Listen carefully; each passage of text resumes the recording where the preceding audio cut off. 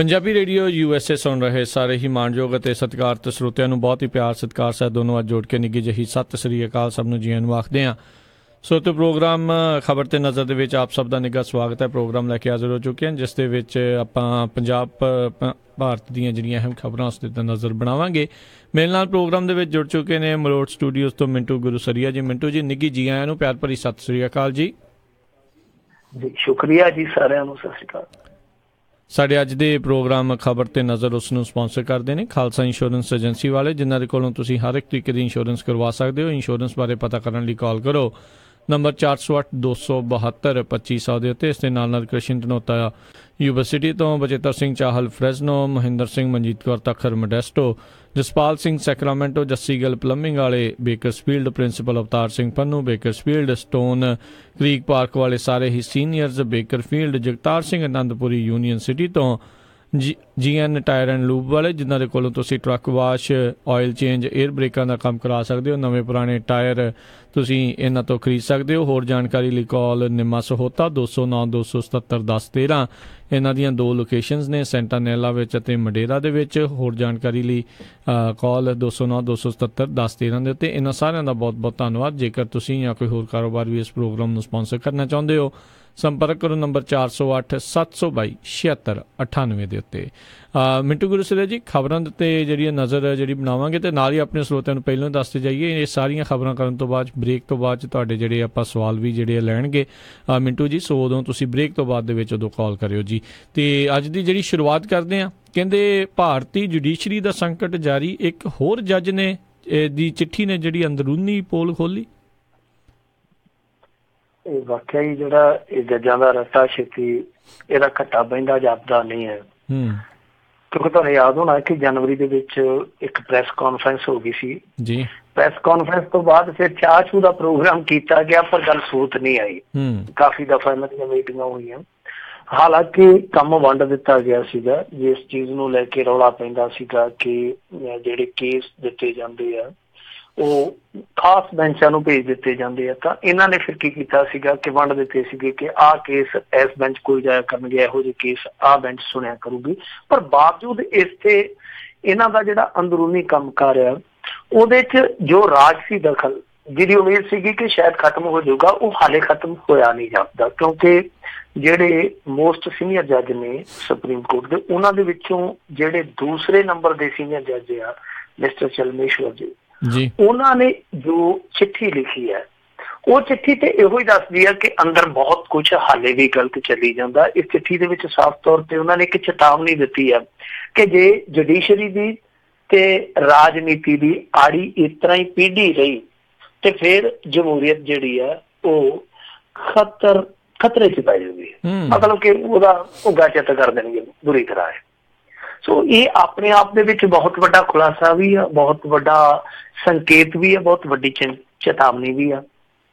ਹੁਣ ਮਾਮਲਾ ਕੀ ਸੀ? ਮਾਮਲਾ ਇਸ ਚੀਜ਼ ਨੂੰ ਲੈ ਕੇ ਜ਼ਿਆਦਾ ਭਖਿਆ ਕਿ ਇੱਕ ਕਰਨਾਟਕ ਦੇ ਵਿੱਚ ਕੋਈ ਜੱਜ ਸਨ, ਉਹਨਾਂ ਨੂੰ ਕੋਲੀਜੀਅਮ ਸਿਸਟਮ ਨੇ, ਜਿਹਦੀ ਆਪਾਂ ਅੱਗੇ ਵੀ ਚਰਚਾ ਕਰ ਚੁੱਕੇ ਹਾਂ ਕਿ ਹਾਈ ਕੋਰਟ ਔਰ ਸੁਪਰੀਮ ਕੋਰਟ ਦੇ ਵਿੱਚ ਕੋਲੀਜੀਅਮ ਸਿਸਟਮ ਰਾਹੀਂ ਜੱਜ ਜਿਹੜੇ ਆ ਉਹ ਨਿਯੁਕਤ ਕੀਤੇ ਜਾਂਦੇ ਆ। ਕੋਲੀਜੀਅਮ ਸਿਸਟਮ ਇਹ ਆ ਕਿ 4-5 ਜੱਜ ਬੈਠਦੇ ਆ ਜਿਹੜੇ ਸੁਪਰੀਮ ਕੋਰਟ ਦੇ ਟੌਪ ਦੇ ਜੱਜ ਹੁੰਦੇ ਆ, ਤਾਂ ਉਹ ਤੈਅ ਕਰਦੇ ਆ ਨਾ, ਫਿਰ ਗੌਰਮੈਂਟ ਉਹਨਾਂ ਨੂੰ ਪ੍ਰਵਾਨ ਕਰਦੀ। ਔਰ ਜੇ ਇੱਕ ਵਾਰੀ ਗੌਰਮੈਂਟ ਅਪ੍ਰਵਾਨ ਕਰ ਦੇਵੇ, ਉਹਨਾਂ ਨੂੰ ਸਵੀਕ੍ਰਿਤੀ ਨਾ ਦੇਵੇ, ਸਵੀਕਾਰ ਨਾ ਕਰੇ, ਤਾਂ ਦੂਸਰੀ ਦਫਾ ਕੋਲੀਜੀਅਮ ਫਿਰ ਭੇਜ ਦੇਵੇ ਤੇ ਉਹਨਾਂ ਦੇ ਕੋਲ ਕੋਈ ਅਖਤਿਆਰ ਨਹੀਂ ਹੈ ਕਿ ਉਹ ਇਹਨੂੰ ਪ੍ਰਵਾਨ ਕਰਨ ਜਾਂ ਨਾ ਪ੍ਰਵਾਨ ਕਰਨ। ਕੋਈ ਚੱਕਰ ਨਹੀਂ ਹੈਗਾ, ਕੋਲੀਜੀਅਮ ਆਪਣੇ ਪੱਧਰ ਤੇ ਉਹ ਨਿਯੁਕਤੀ ਦੇ ਆਰਡਰ ਦੇ ਦਿੰਦਾ। ਇਹ ਕੋਲੀਜੀਅਮ ਸਿਸਟਮ ਹੈ ਭਾਰਤ ਦਾ। ਤਾਂ ਹੋਇਆ ਕੀ ਆ ਕਿ ਉੱਥੇ ਇੱਕ ਜੱਜ ਨੂੰ ਕੋਲੀਜੀਅਮ ਸਿਸਟਮ ਨੇ ਨਿਯੁਕਤ ਕਰਨ ਦਾ ਫੈਸਲਾ ਕੀਤਾ ਸੀਗਾ ਹਾਈ ਕੋਰਟ 'ਚ, ਹੇਠਲੇ ਪੱਧਰ ਦਾ ਜੱਜ ਹੋਣਾ ਸੈਸ਼ਨ ਕੋਰਟ ਦਾ। ਤਾਂ ਹੋਇਆ ਸੀ ਕਿ ਉਹਦੇ ਖਿਲਾਫ ਇੱਕ ਜਾਂਚ ਪੜਤਾਲ ਖੋਲ ਦਿੱਤੀ ਗਈ। ਔਰ ਜਾਂਚ ਪੜਤਾਲ ਕਿਹਨੇ ਕੀਤੀ? ਉੱਥੋਂ ਦੀ ਕਰਨਾਟਕ ਦੀ ਹਾਈ ਕੋਰਟ ਦੇ ਜਿਹੜੇ ਚੀਫ ਜਸਟਿਸ ਸੀਗੇ। ਤਾਂ ਜਾਂਚ ਦੇ ਵਿੱਚ ਕੁਛ ਨਹੀਂ ਪਾਇਆ ਗਿਆ, ਉਹ ਵਿਦੋਸ਼ ਪਾਇਆ ਗਿਆ। ਫਿਰ ਕੋਲੀਜੀਅਮ ਨੇ ਉਹਦਾ ਨਾਂ ਭੇਜਿਆ। ਹੁਣ ਦੂਜੀ ਦਫਾ ਜਦੋਂ ਨਾਂ ਭੇਜਿਆ ਉਦੋਂ ਤੇ ਕੋਈ ਮਤਲਬ ਹੀ ਨਹੀਂ ਸੀ ਰਹਿ ਜਾਂਦਾ, ਤਾਂ ਫਿਰ ਵੀ ਉਹਦਾ ਨਾਂ ਦਬਾ ਦਿੱਤਾ ਗਿਆ। ਔਰ ਤੀਸਰੀ ਦਫਾ ਸਰਕਾਰ ਨੇ ਉਹਦੀ ਨਿਯੁਕਤੀ ਜਿਹੜੀ ਉਹ ਨਹੀਂ ਹੋਣ ਦਿੱਤੀ। ਤਾਂ ਇੱਥੋਂ ਮਿਸਟਰ ਜਿਹੜੇ ਚਲਮੇਸ਼ਵਰ ਜੀ ਆ ਉਹ ਤੱਤੇ ਹੋ ਗਏ ਉਹਨਾਂ ਨੇ ਚਿੱਠੀ ਲਿਖ ਦਿੱਤੀ ਔਰ ਉਹਨਾਂ ਨੇ ਸਿੱਧੇ ਤੌਰ ਤੇ ਕਿਹਾ ਕਿ ਜਿਹੜਾ ਰਾਜਨੀਤਿਕ ਦਖਲ ਹੋਣ ਡਿਆ ਜੁਡੀਸ਼ਰੀ ਦੇ ਵਿੱਚ, ਇਹਨੂੰ ਇੱਕ ਵੱਡੀ ਅਦਾਲਤ ਦੇ ਵਿੱਚ ਲਿਆ ਕੇ ਸੁਣਨਾ ਚਾਹੀਦਾ, ਖੁੱਲੀ ਅਦਾਲਤ ਦੇ ਵਿੱਚ ਲਿਆ ਕੇ ਸੁਣਨਾ ਚਾਹੀਦਾ। ਸੋ ਇਹ ਆਪਣੇ ਆਪ ਦੇ ਵਿੱਚ ਇੱਕ ਬਹੁਤ ਵੱਡੀ ਚੀਜ਼ ਆ, ਬਹੁਤ ਖਤਰਨਾਕ ਚੀਜ਼ ਆ ਕਿ ਦੇਖੋ ਰਾਜਨੀਤੀ ਜਿਹੜੀ ਆ ਉਹ ਕਿਸ ਪੱਧਰ ਤੇ ਉੱਥੇ ਜਾ ਕੇ ਕੰਮਕਾਰ ਨੂੰ ਪ੍ਰਭਾਵਿਤ ਕਰਦੀ। ਹੁਣ ਜੇ ਕੰਮਕਾਰ ਨੂੰ ਪ੍ਰਭਾਵਿਤ ਕਰਦੀ, ਨਿਯੁਕਤੀਆਂ ਨੂੰ ਪ੍ਰਭਾਵਿਤ ਕਰਦੀ ਹੈ ਤੇ ਕੇਸਾਂ ਨੂੰ ਕਿਉਂ ਨਾ ਪ੍ਰਭਾਵਿਤ ਕਰਦੀ ਹੋਊਗੀ ਜਿਹਦਾ ਮੂਲ ਤੌਰ ਤੇ ਦੋਸ਼ ਲੱਗਦਾ। ਔਰ ਕੇਸ ਕਿਹੜੇ ਆ ਆਉਣ ਵਾਲੇ ਸਮੇਂ ਦੇ ਵਿੱਚ ਤੁਹਾਨੂੰ ਪਤਾ ਹੀ ਹੈ, ਜਿਸ ਤਰੀਕੇ ਨਾਲ ਉੱਥੇ ਕੇਸ ਸੁਣਵਾਈ ਦੇ ਤਹਿਤ ਲੱਗੇ ਹੋਏ ਆ, ਜਿੱਦਾਂ ਰਾਮ ਮੰਦਿਰ ਵਾਲਾ ਮਾਮਲਾ, ਹੋਰ ਆਧਾਰ ਕਾਰਡ ਵਾਲਾ ਮਾਮਲਾ, ਕਈ ਮਾਮਲੇ ਆ ਜਿਹੜੇ ਬਹੁਤ ਮਹੱਤਵਪੂਰਨ ਮਾਮਲੇ ਆ। ਇੱਕ ਜੱਜ ਲੋਇਆ ਦੀ ਮੌਤ ਦਾ ਮਾਮਲਾ, ਬੜੇ ਮਹੱਤਵਪੂਰਨ ਕੇਸ ਆ। ਔਰ ਕਮਾਲ ਦੀ ਗੱਲ ਤੇ ਇਹ ਆ ਕਿ ਇਹ ਜਿਹੜੀ ਅਖੀਰ ਲੜਾਈ ਦੀ ਤੰਦ ਜਿੱਥੇ ਜਾ ਕੇ ਸਿਮਟਦੀ ਹੈ ਉਹ ਆ ਚੀਫ ਜਸਟਿਸ ਆਫ ਇੰਡੀਆ, ਤਾਂ ਜਾ ਕੇ ਉੱਥੇ ਇਹ ਤਾਰ ਜੁੜ ਜਾਂਦੀ ਹੈ।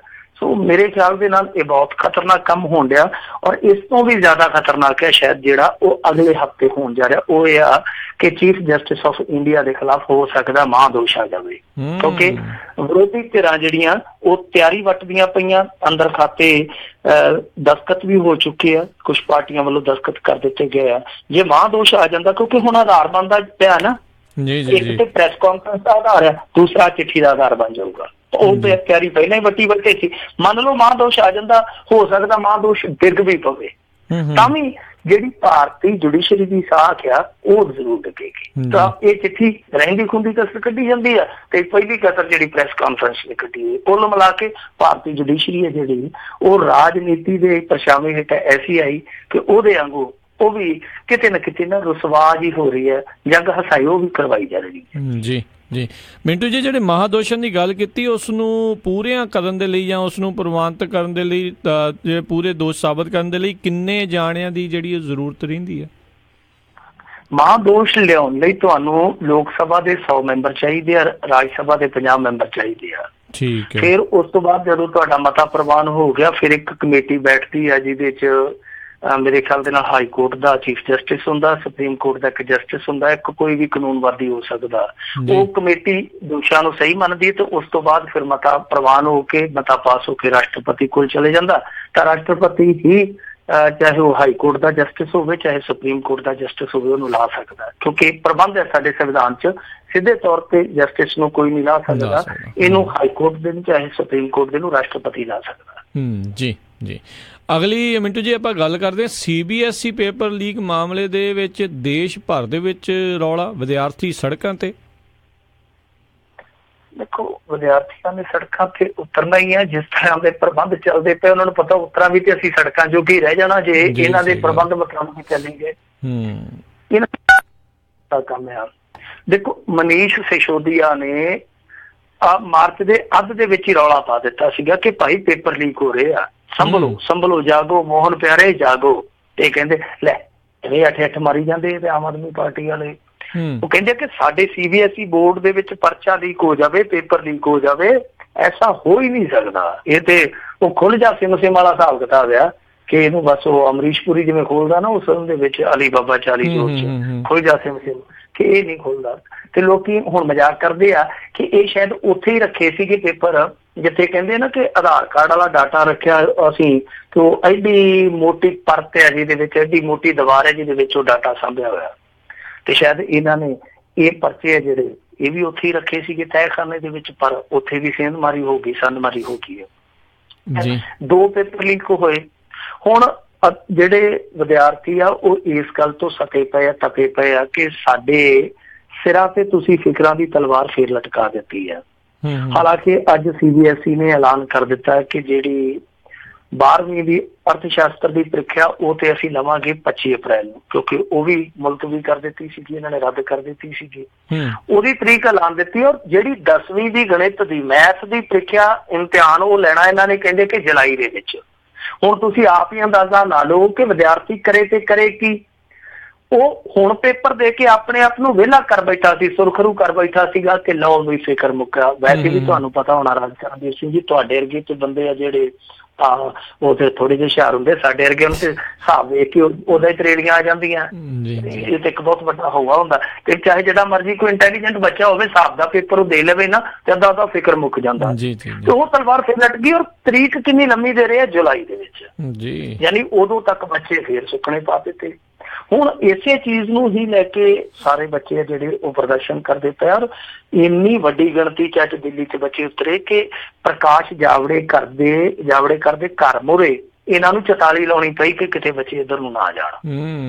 ਸੋ ਹੁਣ ਕਾਫੀ ਹਾਲਤ ਇਹਨਾਂ ਦੀ ਹਾਸੋਹੀਣੀ ਹੋਈ ਪਈ। ਹਾਸੋਹੀਣੀ ਇਸ ਗੱਲੋਂ ਹੋਈ ਪਈ ਆ, ਇਹ ਕਹਿੰਦੇ ਆ ਕਿ ਜਿਹੜਾ ਪੇਪਰ ਲੀਕ ਹੋਇਆ ਵਾ ਉਹ ਹੋਇਆ ਸਿਰਫ ਤੇ ਸਿਰਫ ਹਰਿਆਣੇ ਤੇ ਦਿੱਲੀ ਚ। ਇਹ ਦੇਖੋ ਕਿੱਡੀ ਹਾਸੇ ਹੋਣੀ ਗੱਲ ਹੈ ਇਹਨਾਂ ਦੀ। ਕਹਿੰਦੇ ਜੀ ਕਿ ਇਹ ਜਿਹੜਾ ਪੇਪਰ ਹੋਣਾ ਦੁਬਾਰਾ ਉਹ ਹਰਿਆਣਾ ਤੇ ਦਿੱਲੀ ਚ ਹੀ ਕਰਾਵਾਂਗੇ ਕਿਉਂਕਿ ਪੇਪਰ ਲੀਕ ਇੱਥੇ ਹੀ ਹੋਇਆ। ਮੈਨੂੰ ਇੱਕ ਗੱਲ ਦੱਸੋ ਤੁਸੀਂ, ਕੀ WhatsApp ਹਰਿਆਣੇ ਤੇ ਦਿੱਲੀ ਚ ਹੀ ਚੱਲਦੀ ਹੈ? ਯੂਪੀ ਦੇ ਵਿੱਚ ਪਾਬੰਦੀ ਲੱਗੀ ਆ, ਕਰਨਾਟਕ ਦੇ ਵਿੱਚ ਕੋਈ WhatsApp ਜਾਣਦਾ ਨਹੀਂ ਹੈ। ਹੱਦ ਹੋ ਗਈ ਆ।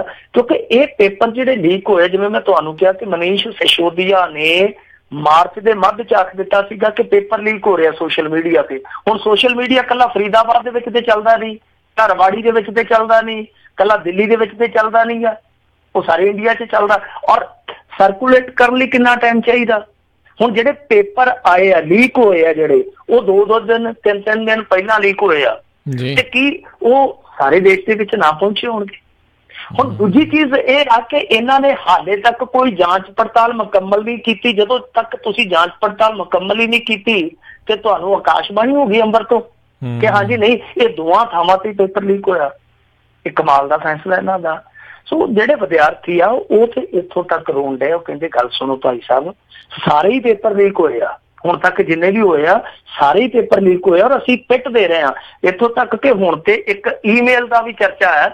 ਉਹ ਈਮੇਲ ਮਾਰਚ ਦੇ ਅੱਧ ਦੇ ਵਿੱਚ ਇਹਨਾਂ ਦੇ ਕੋਲ ਪਹੁੰਚ ਗਿਆ ਸੀਗਾ ਕਿ ਤੁਹਾਡੇ ਪੇਪਰ ਲੀਕ ਹੋ ਰਹੇ ਆ। ਉਹ ਹੁਣ ਕੌਣ ਵਿਸਲ ਬਲੋਰ ਸੀਗਾ ਲੱਭਦੇ ਪਏ ਆ ਕਿ ਜਿਹੜੇ ਵਿਸਲ ਬਲੋਰ ਨੇ ਸਾਨੂੰ ਚੇਤਨ ਕੀਤਾ ਉਹ ਆਖਰ ਹੈ ਕੌਣ ਸੀਗਾ, ਉਹਨੂੰ ਕਿਵੇਂ ਪਤਾ ਲੱਗਿਆ। ਹੁਣ ਇਹਨਾਂ ਕੋਲ ਇੰਨੇ ਸਬੂਤ ਸੀ ਕਿ ਮਨੀਸ਼ ਸਿਸੋਦੀਆ ਨੇ ਇਹਨਾਂ ਨੂੰ ਅਲਰਟ ਕੀਤਾ, ਉਹ ਈਮੇਲ ਆਇਆ। ਔਰ ਬੱਚੇ ਕਹਿੰਦੇ ਆ ਕਿ ਸਾਨੂੰ ਪਤਾ ਲੱਗ ਗਿਆ ਸੀਗਾ ਕਿ ਪੇਪਰ ਲੀਕ ਹੋ ਰਿਹਾ। ਔਰ ਖਾਸ ਤੌਰ ਤੇ ਉਹ ਹੱਥ ਲਿਖਤੀ ਪੇਪਰ ਜਿਹੜੇ ਸੀਗੇ ਉਹ ਗਰੁੱਪਾਂ ਦੇ ਵਿੱਚ ਜਾ ਰਹੇ ਸੀਗੇ, WhatsApp ਗਰੁੱਪਾਂ 'ਚ, ਯਾਨੀ ਉਹਨਾਂ ਨੇ ਚੁਣ ਕੇ 50-50 ਦੇ ਗਰੁੱਪ ਬਣਾਏ ਸੀਗੇ। ਉਹਨਾਂ ਦੇ ਵਿੱਚ ਸਭ ਤੋਂ ਪਹਿਲਾਂ ਪੇਪਰ ਜਾਂਦੇ ਸੀ, ਉਸ ਤੋਂ ਬਾਅਦ ਖਾਸ ਟਿਊਟਰ, ਖਾਸ ਅਧਿਆਪਕ ਉਹਨਾਂ ਕੋਲ, ਖਾਸ ਵਿਦਿਆਰਥੀ ਉਹਨਾਂ ਕੋਲ, ਫਿਰ ਇਹ ਗਾਂ ਦੀ ਗਾਂ ਤੁਰੇ ਜਾਂਦੇ ਸੀਗੇ। ਹੁਣ ਇਹ ਹਾਸੋਹੀਣੀ ਗੱਲ ਹੈ ਕਿ ਬਿਨਾਂ ਜਾਂਚ ਪੜਤਾਲ ਤੋਂ ਕਹਿੰਦੇ ਜੀ ਕਿ ਇਹਨਾਂ 2 ਥਾਵਾਂ ਤੇ ਪਰਚਾ ਲੀਕ ਹੋਇਆ, ਜਦਕਿ ਜਾਂਚ ਪੜਤਾਲ ਦੇ ਵਿੱਚ ਹਾਲੇ ਤੱਕ ਇਹਨਾਂ ਨੇ ਇੱਕ ਗ੍ਰਿਫਤਾਰੀ ਵੀ ਨਹੀਂ ਕੀਤੀ ਕਿ ਹਾਂ ਫਲਾਣਾ ਬੰਦਾ। ਘੱਟੋ ਘੱਟ ਇਹਨਾਂ ਨੂੰ ਆਪਣਾ ਕੋਈ ਗਦਾਰ ਤੇ ਲੱਭਣਾ ਚਾਹੀਦਾ, ਇਹਨਾਂ ਨੂੰ ਉਹ ਬੰਦਾ ਤੇ ਲੱਭਣਾ ਚਾਹੀਦਾ ਜਿਹੜਾ ਸ਼ੁਰੂ ਦੇ ਵਿੱਚ ਅਸਲੀ ਪੇਪਰ ਤੋਂ ਉਲੱਥਾ ਕਰਕੇ ਕਾਗਜ਼ ਤੇ ਫਿਰ ਉਹ ਅੱਗੇ ਫੋਟੋ ਵਾਇਰਲ ਕਰਦਾ ਸੀਗਾ। ਤੋ ਜਦੋਂ ਤੱਕ ਤੁਸੀਂ ਜਾਂਚ ਪੜਤਾਲ ਨਹੀਂ ਮੁਕੰਮਲ ਕੀਤੀ ਇਹ ਤੇ ਹਾਸੋਹੀਣੀ ਚ ਕਰ ਗਿਆ। ਖੈਰ ਜੋ ਮਰਜ਼ੀ ਹੈ, ਇਸ ਸਮੇਂ ਸਾਰੇ ਇੰਡੀਆ ਦੇ ਵਿੱਚ ਜਿੰਨੇ ਵੀ CBSE ਬੋਰਡ ਦੇ 10ਵੀਂ ਦੇ ਵਿਦਿਆਰਥੀ ਆ ਉਹ ਬਹੁਤ ਜ਼ਿਆਦਾ ਉਬਲੇ ਪਏ ਆ। ਕਹਿੰਦੇ ਕਿ ਇਹਨਾਂ ਨੇ ਤਮਾਸ਼ਾ ਬਣਾ ਕੇ ਰੱਖ ਦਿੱਤਾ, ਸਾਡਾ ਮੁਸਤਕਬਲ ਹੈ ਜਿਹੜਾ ਉਹ ਇਹਨਾਂ ਨੇ ਲਾ ਕੇ ਰੱਖ ਦਿੱਤਾ। ਜਿਹੜੀਆਂ ਬੱਚੀਆਂ ਕਹਿੰਦੀਆਂ ਕਿ ਸਾਡਾ ਪੇਪਰ ਬਹੁਤ ਵਧੀਆ ਹੋਇਆ ਸੀਗਾ, ਹੁਣ ਸਾਨੂੰ ਇਹ ਉਮੀਦ ਨਹੀਂ ਕਿ ਸਾਡਾ ਉਹੋ ਜਿਹਾ ਪੇਪਰ ਦੁਬਾਰਾ ਹੋਊਗਾ। ਉਹ ਕਹਿੰਦੇ ਕਿ ਜਿਨ੍ਹਾਂ ਨੇ ਇਮਾਨਦਾਰੀ ਨਾਲ ਪੇਪਰ ਦਿੱਤਾ, ਦੱਸੋ ਉਹਨਾਂ ਦਾ ਕੀ ਕਸੂਰ ਹੈ ਜੇ ਉਹਨਾਂ ਦਾ ਪੇਪਰ ਹੁਣ ਮਾੜਾ ਹੋ ਗਿਆ। ਬਿਲਕੁਲ ਸਹੀ ਗੱਲ ਹੈ ਜੀ। ਅਗਲੀ ਆਪਾਂ ਗੱਲ ਕਰਦੇ ਹਾਂ ਮਿੰਟੂ ਜੀ ਵੀ ਹੋਰ ਲੀਕ ਦੇ ਮਾਮਲੇ ਜਿਹੜੇ ਉਹ ਸਾਹਮਣੇ ਆਏ ਆ। ਹੁਣ naukri.com ਦਾ ਡਾਟਾ ਹੈਕ ਹੋਇਆ। ਸ਼ੁਕਰ ਕਰੋ shaadi.com ਦਾ ਨਹੀਂ ਹੋ ਗਿਆ ਕਿਤੇ। ਨੌਕਰੀ ਵਾਲਾ ਤੇ ਇਹ ਹੈ ਕਿ ਹੁਣ ਦੇਖੋ ਨੌਕਰੀਆਂ ਵਾਲਿਆਂ ਦਾ ਇਹ ਮਸਲਾ ਵਾ, ਤੁਸੀਂ ਬਿਹਤਰ ਜਾਣਦੇ ਹੋ ਕਿਉਂਕਿ IT ਨਾਲ ਜੁੜੇ ਰਹੇ ਹੋ ਕਿ ਜੇ ਨੌਕਰੀ ਪੇਸ਼ਾ ਵਾਲਾ ਜਿਵੇਂ ਰਿਜ਼ਿਊਮ ਡਾਟਾ ਹੈਕ ਹੋ ਗਿਆ ਤਾਂ ਉਹਦੇ ਵਿੱਚ ਕੀ ਕਰਨਗੇ ਹੈਂਕਰ ਕਿ ਉਹ ਰਿਜ਼ਿਊਮ ਹੈ ਜਿਨ੍ਹਾਂ ਦਾ ਉਹਨਾਂ ਨੂੰ ਕਾਲ ਕਰਨਗੇ ਕਿ ਤੁਹਾਡੀ ਲੱਗ ਗਈ ਹੈ ਨੌਕਰੀ ਭਾਈ, ਕਟਾਓ ਡਰਾਫਟ ਇੰਨੇ ਦਾ, ਕਟਾਓ ਡਰਾਫਟ ਇੰਨੇ ਦਾ, ਤੁਹਾਨੂੰ ਅਸੀਂ ਸੱਦ ਲੈਣਾ। ਤੇ ਵਿਚਾਰਾ ਬੇਰੁਜ਼ਗਾਰ ਹੈ ਜਿਹੜਾ ਉੱਥੇ ਤਰਲੇ ਮਾਰਦਾ, ਕਿਤੇ ਨਾ ਕਿਤੇ ਜੁਗਾੜ ਕਰਕੇ ਕੋਈ ਨਾ ਕੋਈ ਕਾਬੂ ਆ ਜਾਂਦਾ। ਤੇ ਇਹੀ ਕੰਮ ਜੇ ਮੈਂ ਉਹੀ ਕਹਿਣ ਡਿਆ ਕਿ shaadi.com ਵਾਲਿਆਂ ਨਾਲ ਹੋ ਜਾਵੇ ਜਾਂ ਇਸ ਤਰ੍ਹਾਂ ਦੇ ਜਿਹੜੇ ਮੈਟਰੀਮੋਨੀਅਲ ਸਾਈਟਾਂ ਹੁੰਦੀਆਂ ਉਹਨਾਂ ਦੇ ਨਾਲ ਹੋ ਜਾਵੇ ਤੇ ਫਿਰ ਉਹ ਛੜਿਆਂ ਨੂੰ ਤੇ ਆਸਾਨੀ ਦੇ ਨਾਲ ਹੀ ਫਸਾ ਲੈਣਗੇ ਕਿ ਲਓ ਭਾਈ ਤੁਹਾਡੇ ਲਈ ਅਸੀਂ ਦੁਲਹਨ ਲੱਭ ਦਿੱਤੀ ਆ, ਪਾਓ ਇੰਨੇ ਪੈਸੇ ਬੈਂਕ ਦੇ ਵਿੱਚ ਤੇ ਤੁਹਾਡਾ ਬੈਂਡ ਵਾਜਾ ਵਜਾ ਦਿੰਦੇ। ਪਿੱਛੇ ਜੇ ਦਿੱਲੀ ਹੋਇਆ ਵੀ ਸੀਗਾ ਤੁਹਾਨੂੰ ਯਾਦ ਹੋਣਾ ਦਿੱਲੀ ਦੇ ਵਿੱਚ ਬੱਸ ਤੇ 15-20 ਦੁਲਹੇ ਜਿਹੜੇ ਤਿਆਰ ਖੜੇ ਮਿਲੇ। ਲੋਕਾਂ ਨੇ ਪੁੱਛਿਆ ਕਿ ਇੱਥੇ ਕਿਵੇਂ ਇੰਨੇ ਲਾੜੇ? ਕਹਿੰਦੇ ਜੀ ਇੱਕ ਵਿਚੋਲਾ ਲੈ ਕੇ ਆਇਆ ਸੀ, ਕਹਿੰਦਾ ਆਓ ਤੁਹਾਡੀ ਸ਼ਾਦੀ ਕਰਾਉਣਾ ਸਾਰਿਆਂ ਦੀ। ਉਹ ਕਹਿੰਦੇ ਕਿ ਤੁਹਾਡਾ ਵਿਚੋਲਾ ਹੈ ਨਾ ਜਿਹੜਾ, ਉਹ ਕਾਲਾ ਮਾਲਾ ਕਰਕੇ ਨਿਕਲ ਗਿਆ। ਫਿਰ ਕਹਿੰਦੇ ਜੀ ਇੱਥੇ ਮੰਡਪ ਬਣਾਇਆ ਸੀ, ਕਹਿੰਦਾ ਜੀ ਸਾਰੀਆਂ ਦੁਲਹਨਾਂ ਇੱਥੇ ਲਿਆ ਕੇ ਇਕੱਠੇ ਹੀ ਸਾਂਝਾ ਵਿਆਹ ਕਰ ਦੇਣਾ ਗਰੀਬ ਘਰਾਂ ਦੀਆਂ।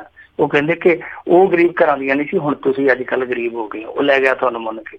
ਖੈਰ ਇਸ ਤਰ੍ਹਾਂ ਹੋ ਜਾਂਦਾ ਇੰਡੀਆ 'ਚ। ਇਹ ਜਿਹੜਾ ਇੱਕ ਵਾਰੀ ਫਿਰ ਡਾਟਾ ਲੀਕ ਦਾ ਮਾਮਲਾ ਆਇਆ, ਇਹਦੇ ਵਿੱਚ naukri.com ਦਾ ਡਾਟਾ ਜਿਹੜਾ ਉਹ ਲੀਕ ਸਮਝ ਲਓ ਜਾਂ ਹੈਂਕ ਸਮਝ ਲਓ, ਹੈਂਕਰਾਂ ਨੇ ਚੁਰਾ ਲਿਆ। ਨਾਈਜੀਰੀਆ ਤੋਂ ਕੋਈ ਹੈਂਕਰ ਗਰੁੱਪ ਆ ਜਿਨ੍ਹਾਂ ਨੇ ਡਾਟਾ ਚੁਰਾਇਆ, ਜਿਹੜਾ ਐਡਰੈਸ ਵਗੈਰਾ ਹੁੰਦਾ IP ਐਡਰੈਸ, ਉਹਦੇ ਤੋਂ ਪਤਾ ਲੱਗਾ। ਪਰ ਇਹ ਬਹੁਤ ਖਤਰਨਾਕ ਚੀਜ਼ ਹੋ ਰਹੀ ਹੈ ਨਾ ਸਾਡੇ ਇੱਥੇ ਇੰਡੀਆ ਦੇ ਵਿੱਚ, ਵਾਰ ਕਿਸੇ ਦਾ ਡਾਟਾ ਲੀਕ ਹੋ ਰਿਹਾ, ਕਿਸੇ ਦਾ ਡਾਟਾ ਜਿਹੜਾ ਅਗਵਾ ਹੋ ਰਿਹਾ। ਆ ਪਰਸੋਂ ਚੌਥ ਹਰਿਆਣੇ ਦੇ ਇੱਕ ਸਰਕਾਰੀ ਸੰਸਥਾਨ ਦਾ ਡਾਟਾ ਉਹਨਾਂ ਨੇ ਅਗਵਾ ਹੀ ਕਰ ਲਿਆ। ਵੈਸੇ ਤਾਂ ਅੱਗੇ ਬੇਟਾ ਅਗਵਾ ਕਰਦੇ ਹੁੰਦੇ ਸੀ ਨਾ ਫਰੋਤੀਆਂ ਵਾਸਤੇ, ਹੁਣ ਡਾਟਾ ਅਗਵਾ ਹੁੰਦਾ। ਤੇ ਡਾਟਾ ਅਗਵਾ ਕਰਕੇ ਕਹਿੰਦੇ ਕਿ ਲਿਆਓ ਭਾਈ ਸਾਨੂੰ 1 ਕਰੋੜ ਦੀ ਬਿਟਕੋਇਨ ਦੀ ਫਰੋਤੀ ਦਿਓ ਜੇ ਤੁਸੀਂ ਆਪਣਾ ਡਾਟਾ ਰਿਕਵਰ ਕਰਨਾ। ਸੋ ਇਹ ਬਹੁਤ ਗਲਤ ਗੱਲ ਆ, ਇਹ ਰੋਕ ਲੱਗਣੀ ਚਾਹੀਦੀ ਹੈ। ਰੋਕ ਕਿੰਨੇ ਲਾਉਣੀ ਆ? ਉਹ ਤੇ ਆਪ ਉਹ ਇਹੋ ਜਿਹੀਆਂ ਕੰਪਨੀਆਂ ਦੇ ਗਾਹਕ ਬਣੇ ਫਿਰਦੇ ਆ। ਸੋ ਇਹ ਬਹੁਤ ਖਤਰਨਾਕ ਕੰਮ ਚੱਲਦਾ ਪਿਆ ਇੰਡੀਆ 'ਚ। ਜੀ ਬਿਲਕੁਲ ਜੀ ਬਿਲਕੁਲ। ਅਗਲੀ ਜਿਹੜੀ ਆਪਾਂ ਗੱਲ ਕਰਦੇ ਹਾਂ, ਸਿੱਧੂ ਨੇ ਕਿਹਾ ਵੀ STF ਦੀ ਰਿਪੋਰਟ ਹੈ ਮੇਰੇ ਕੋਲ।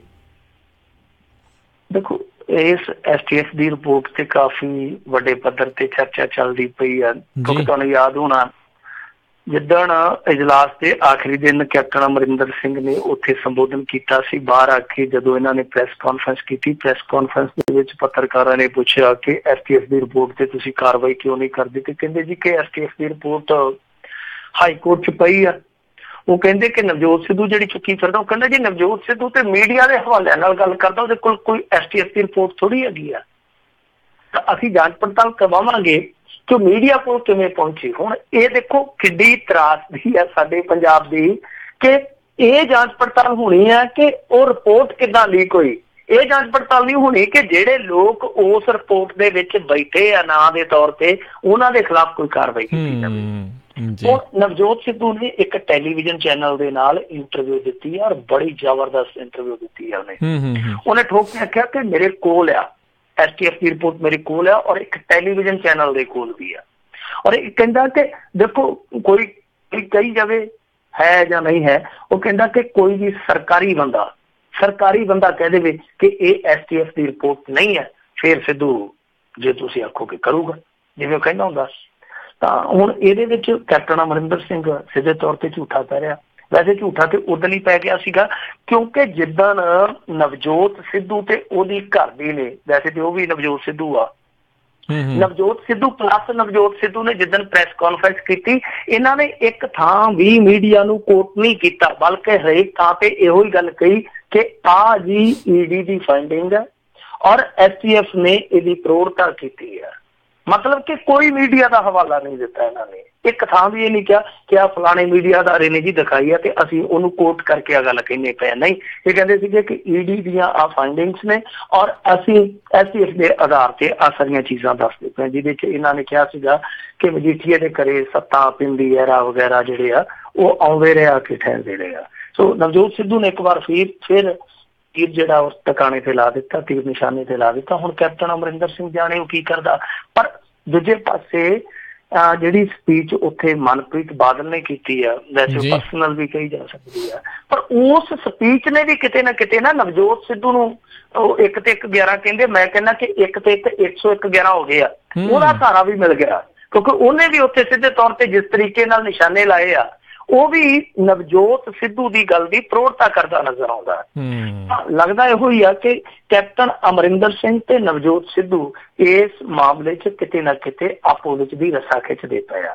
ਉਹ ਉਹਨੂੰ ਝੂਠਾ ਕਰਨ ਦਾ ਯਤਨ ਕਰਦਾ ਪਿਆ, ਉਹਨੂੰ ਝੂਠਾ ਕਰਨ ਦਾ ਯਤਨ ਕਰਦਾ ਪਿਆ, ਪਰ ਜਿਹੜੇ ਲੋਕ ਅਸਲ ਦੇ ਵਿੱਚ ਗੁਨੇਗਾਰ ਆ ਉਹ ਮੈਨੂੰ ਲੱਗਦਾ ਕੱਛਾਂ 'ਚ ਹੱਥ ਦੇ ਕੇ ਹੱਸਦੇ ਪਏ ਹੋਣੇ ਆ ਕਿ ਤੇ ਆਪ ਹੀ ਲੜੀ ਜਾਂਦੇ ਆ।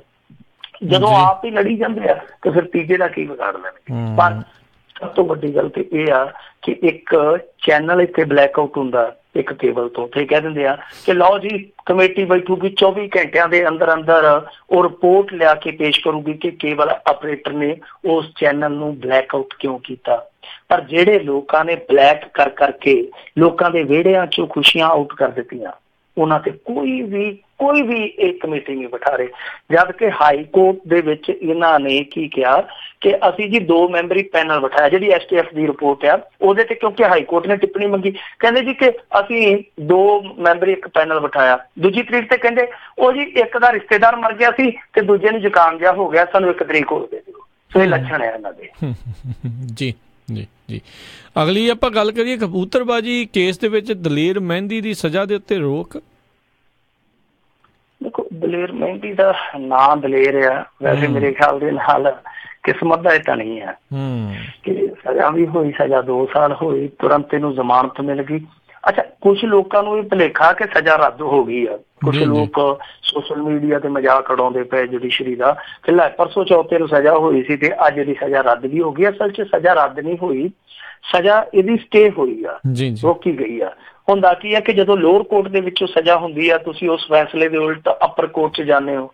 ਜਦੋਂ ਤੁਹਾਡੀ ਅਪੀਲ ਐਡਮਿਟ ਹੋ ਜਾਂਦੀ ਹੈ, ਐਡਮਿਟ ਹੋਣ ਤੋਂ ਬਾਅਦ ਤੁਹਾਡੀ ਅਪੀਲ ਪ੍ਰਵਾਨ ਕਰ ਲਈ ਜਾਂਦੀ ਹੈ, ਤਾਂ ਤੁਹਾਡੀ ਜਿਹੜੀ ਸਜ਼ਾ ਆਟੋਮੈਟਿਕਲੀ ਉਹ ਸਟੇ ਹੋ ਜਾਂਦੀ ਹੈ। ਜੇ ਅਦਾਲਤ 'ਚੋਂ ਸਜ਼ਾ ਹੋਈ ਤਾਂ ਇਹ ਸਟੇ ਹੋਈ ਆ, ਨਾ ਕਿ ਰੱਦ ਹੋਈ ਆ। ਸੋ ਇਹ 2 ਸਾਲ ਦੀ ਜਿਹੜੀ ਕੈਦ ਸੀਗੀ ਦਲੇਰ ਮਹਿੰਦੀ ਦੀ, ਉਹ ਸਟੇ ਹੋ ਗਈ। ਹੁਣ ਦੁਬਾਰਾ ਉੱਥੇ ਫੇਰ ਆਰਗੂਮੈਂਟ ਹੋਊਗੀ, ਦੁਬਾਰਾ ਫੇਰ ਉੱਥੇ ਤੱਥ ਜਿਹੜੇ ਆ ਉਹ ਰੱਖੇ ਜਾਣਗੇ, ਉਸ ਧਿਰ ਵੱਲੋਂ ਵੀ ਉਸ ਧਿਰ ਵੱਲੋਂ ਵੀ। ਫਿਰ ਬਹਿਸ ਤੋਂ ਬਾਅਦ ਦੁਬਾਰ ਤੋਂ ਫੈਸਲਾ ਆਊਗਾ। ਫੈਸਲੇ ਦੇ ਵਿੱਚ ਕੁਛ ਵੀ ਹੋ ਸਕਦਾ। ਹੇਠਲੀ ਅਦਾਲਤ ਦਾ ਜਿਹੜਾ ਫੈਸਲਾ ਉਹ ਬਰਕਰਾਰ ਰੱਖਿਆ ਜਾ ਸਕਦਾ, ਉਸ ਫੈਸਲੇ ਨੂੰ ਪਲਟਿਆ ਵੀ ਜਾ ਸਕਦਾ। ਕਦੇ ਕਦੇ ਏਦਾਂ ਵੀ ਹੋ ਜਾਂਦਾ, ਮਾੜੀ ਕਿਸਮਤ ਜਦੋਂ ਮਾੜਾ ਸਮਾਂ ਹੋਵੇ ਨਾ ਤਾਂ ਦਹੀਂ ਨਾਲ ਵੀ ਦਾੜ ਟੁੱਟ ਜਾਂਦੀ ਆ। ਕਈ ਵਾਰ ਹੁੰਦਾ ਇਹ ਆ ਕਿ ਹੇਠਲੀ ਅਦਾਲਤ ਨੇ ਜਿਹੜੀ ਸਜ਼ਾ ਕੀਤੀ ਹੁੰਦੀ ਹੈ ਅਪਰ ਕੋਰਟ ਜਿਹੜੀ ਆ ਉਹਨੂੰ ਵਧਾ ਦਿੰਦੀ ਹੈ।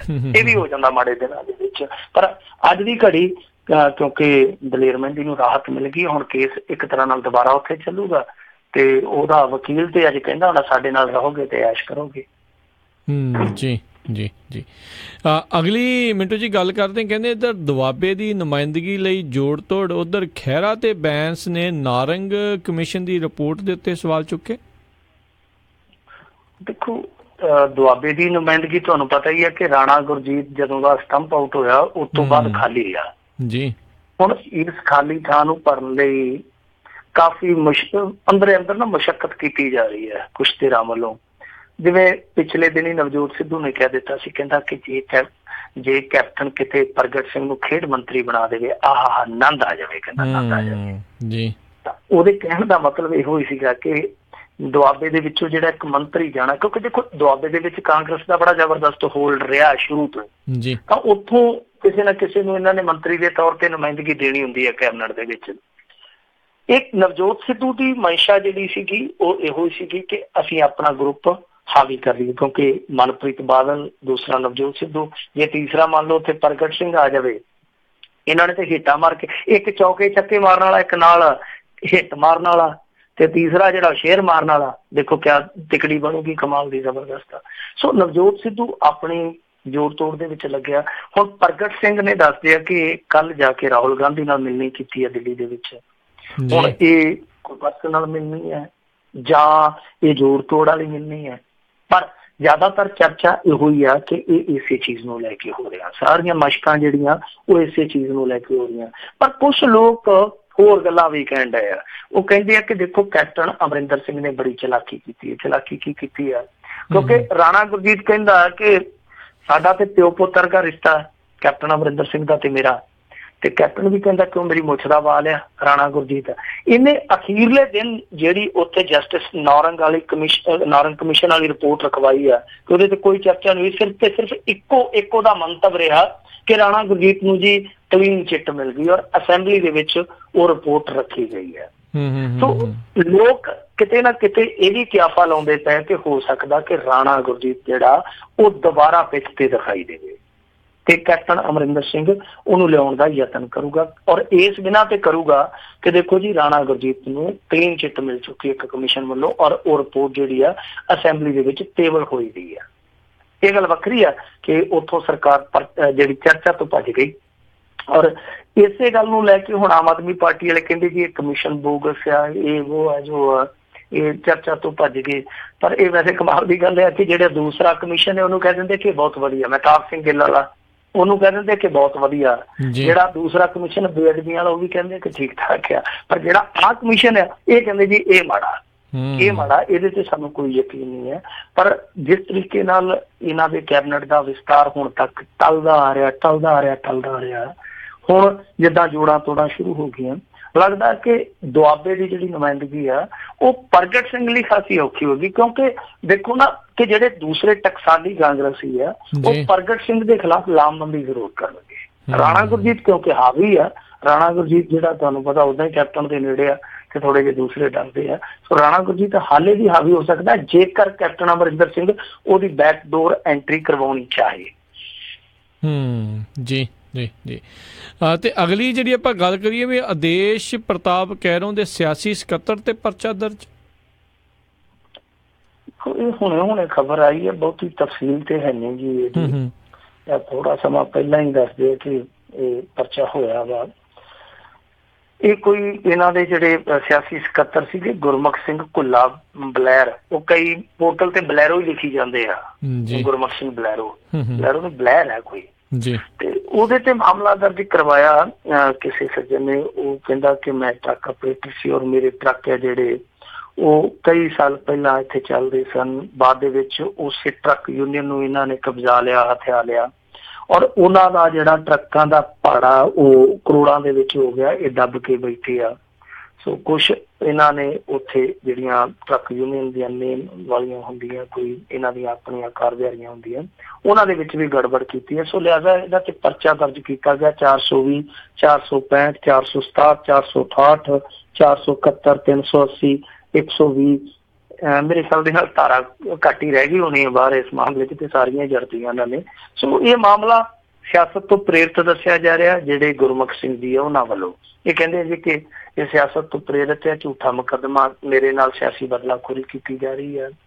ਪਰ ਲੋਕ ਕਹਿੰਦੇ ਆ ਕਿ ਨਹੀਂ, ਇਹ ਮਾਮਲਾ ਜਿਹੜਾ ਉਹ ਸੱਚਾ ਵੀ ਹੋ ਸਕਦਾ, ਕਿਉਂਕਿ ਇਹਨਾਂ ਦੇ ਚਰਚੇ ਇਹੋ ਜਿਹੇ ਸੁਣੇ ਆ। ਹੁਣ ਪਤਾ ਨਹੀਂ ਸੱਚ ਕੀ ਆ ਝੂਠ ਕੀ ਆ, ਇਹ ਤੇ ਮਾਮਲਾ ਸੱਚਾ ਤੇ ਤਾਂ ਵੀ ਮਾੜਾ, ਜੇ ਮਾਮਲਾ ਝੂਠਾ ਤਾਂ ਵੀ ਮਾੜਾ, ਕਿਉਂਕਿ ਇਹ ਬਦਲਾਖੋਰੀ ਕਰਦੇ ਹੀ ਨਹੀਂ। ਜੇ ਕੈਪਟਨ ਤੇ ਥੋੜੇ ਦਿਨ ਪਹਿਲਾਂ ਕਹਿਣ ਡਿਆ ਸੀਗਾ ਕਿ ਬਦਲਾ ਨਹੀਂ ਤੇ ਅਸੀਂ ਤੇ ਬਦਲਾਅ ਦੀ ਨੀਤੀ ਤੇ ਚੱਲਦੇ, ਲੋਕ ਕਹਿੰਦੇ ਕਿ ਵਾਕਈ ਬਦਲਾਅ ਦੀ ਨੀਤੀ ਤੇ ਚੱਲਦੇ ਹੋ, ਉਦੋਂ ਤੁਸੀਂ ਕੁਛ ਕਹਿੰਦੇ ਸੀ ਹੁਣ ਕੁਛ ਕਹਿੰਦੇ ਹੋ, ਵਾਕਿਆ ਤੁਸੀਂ ਬਦਲਾਅ ਦੀ ਨੀਤੀ ਤੇ ਚੱਲਦੇ ਹੋ। ਪਰ ਜੋ ਮਰਜ਼ੀ ਹੈ, ਜੇ ਝੂਠਾ ਮੁਕੱਦਮਾ ਵੀ ਹੈ ਤਾਂ ਵੀ ਗੱਲ ਮਾੜੀ ਹੈ, ਜੇ ਸੱਚਾ ਤੇ ਫਿਰ ਉਹਨਾਂ ਦੀ ਗੱਲ ਮਾੜੀ ਹੈ, ਜੇ ਇਸ ਤਰ੍ਹਾਂ ਲੋਕਾਂ ਦੇ ਪੈਸੇ ਪੂਸੇ ਨੱਪੀ ਬੈਠੇ ਆ। ਪਰ ਇੱਕ ਗੱਲ ਜ਼ਰੂਰ ਹੈ, ਜੇ ਝੂਠਾ ਹੋਵੇ ਤੇ ਅਕਾਲੀਆਂ ਨੂੰ ਉਹ ਦਿਨ ਪੁਰਾਣੇ ਜ਼ਰੂਰ ਯਾਦ ਕਰਨੇ ਚਾਹੀਦੇ ਆ, ਜਦੋਂ ਲੋਕੀ ਇਸੇ ਤਰ੍ਹਾਂ ਹੀ ਕਰਲਾਇਆ ਕਰਦੇ ਸੀ, ਇਸੇ ਤਰ੍ਹਾਂ ਹੀ ਰੋਇਆ ਕਰਦੇ ਸੀ, ਤੇ ਇਹ ਮਸਕਰੀਆ ਜਿਹਾ ਹੱਸ ਕੇ ਕਹਿੰਦੇ ਨਹੀਂ ਹੁੰਦੇ ਸੀ ਨਾ ਜੀ ਸਾਡੇ ਇਸ ਰਾਜ ਦੇ ਵਿੱਚ ਰਾਜ ਦੀ ਸੇਵਾ ਕੀਤੀ ਜਾਂਦੀ ਹੈ। ਜੀ ਜੀ ਜੀ। ਤੇ ਮਿੰਟੂ ਜੀ ਬ੍ਰੇਕ ਦਾ ਵੇਲਾ ਹੋ ਚੁੱਕਾ, ਬ੍ਰੇਕ ਲਵਾਂਗੇ, ਬ੍ਰੇਕ ਤੋਂ ਬਾਅਦ ਮੁੜ ਕੇ ਫਿਰ ਵਾਪਸ ਆਉਂਦੇ ਆ। ਤੇ ਸਰੋਤਿਓ ਜਿਹੜੇ ਤੁਹਾਡੇ ਸਵਾਲ ਨੇ ਉਹ ਤੁਸੀਂ ਹੁਣ ਪੁੱਛ ਸਕੋਗੇ। ਫੋਨ ਨੰਬਰ ਹੈਗਾ ਡਾਇਲ ਕਰਨ ਦੇ ਲਈ 408 272 5200 4082725200। ਮਿਲਦੇ ਆ ਤੁਹਾਨੂੰ ਸਾਰਿਆਂ ਨੂੰ ਇੱਕ ਛੋਟੀ ਜੀ ਬ੍ਰੇਕ ਤੋਂ ਬਾਅਦ।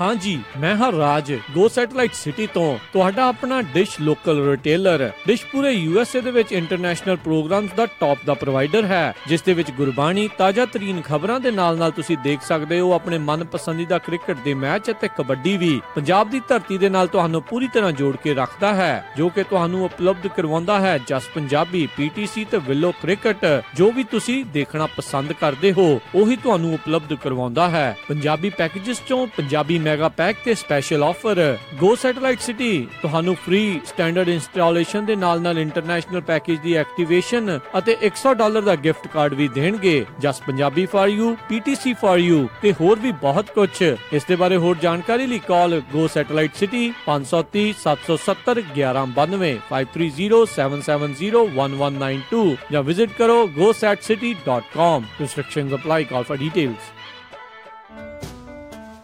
ਜੀਤੇ ਵੇ ਜੀਤੇ। ਹਾਂ ਭਾਬੀ। ਵੇ ਅੱਜ ਮੇਰੇ ਮੰਮੀ ਡੈਡੀ ਨੇ ਡਿਨਰ ਤੇ ਆਉਣਾ ਆਪਣੇ ਘਰ, ਤੇ ਮੈਥੋਂ ਹੁਣ ਇੰਨੀ ਖੇਚਲ ਹੁੰਦੀ ਨਹੀਂ। ਤੂੰ ਮੈਨੂੰ ਆਪਣੇ ਸ਼ਹਿਰ ਦਾ ਵਧੀਆ ਜਿਹਾ ਕੋਈ ਰੈਸਟੋਰੈਂਟ ਦੱਸ। ਲੈ ਭਾਬੀ, ਤੁਹਾਨੂੰ ਬਿਲਕੁਲ ਪਤਾ ਨਹੀਂ, ਆਪਣੇ ਸ਼ਹਿਰ ਸੈਕਰਾਮੈਂਟੋ ਦੇ ਵਿੱਚ ਖੁੱਲ ਚੁੱਕਿਆ ਇੰਡੀਆ ਪੈਲੇਸ ਇੰਡੀਅਨ ਰੈਸਟੋਰੈਂਟ, ਜਿੱਥੇ ਤੁਸੀਂ ਬੈਠ ਕੇ ਵੀ ਖਾ ਸਕਦੇ ਹੋ ਤੇ ਆਰਡਰ ਕਰਕੇ ਘਰ ਵੀ ਲਿਆ ਸਕਦੇ ਹੋ। ਵੈਜੀਟੇਰੀਅਨ ਤੇ ਨਾਨ ਵੈਜੀਟੇਰੀਅਨ ਖਾਣਾ ਆਰਡਰ ਵੀ ਕਰ ਸਕਦੇ ਹੋ ਤੇ ਉੱਥੇ ਬੈਠ ਕੇ ਵੀ ਖਾ ਸਕਦੇ ਹੋ। ਕਰਨੀ ਹੋਵੇ ਕੋਈ ਵੀ ਪਾਰਟੀ ਜਾਂ ਫਿਰ ਕੋਈ ਵੀ ਫੰਕਸ਼ਨ, ਜਾਂ ਫਿਰ ਗੁਰੂ ਘਰ ਦੇ ਵਿੱਚ ਲੰਗਰ ਦੀ ਕਰਨੀ ਹੋਵੇ ਕੇਟਰਿੰਗ, ਤੁਸੀਂ ਇਹਨਾਂ ਨਾਲ ਕੰਟੈਕਟ ਕਰ ਸਕਦੇ ਹੋ। 150 ਬੰਦਿਆਂ ਦੇ ਬੈਠਣ ਦਾ ਵੀ ਪ੍ਰਬੰਧ ਹੈ ਤੇ ਪਾਰਕਿੰਗ ਦੀ ਵੀ ਕੋਈ ਪ੍ਰੋਬਲਮ ਨਹੀਂ, ਅਤੇ ਇਹ 7 ਦਿਨ ਖੁੱਲੇ ਰਹਿੰਦੇ ਨੇ। ਵਧੇਰੇ ਜਾਣਕਾਰੀ ਲਈ ਕਾਲ ਕਰ ਸਕਦੇ ਹੋ 916 226 9188। ਲੈ ਜੀਤੇ, ਤੂੰ ਤਾਂ ਮੇਰੀ ਮੁਸ਼ਕਿਲ ਹੀ ਆਸਾਨ ਕਰਤੀ ਆ। India Palace 8865 Folsom Boulevard Sacramento 916 226 9188 916 226 9188।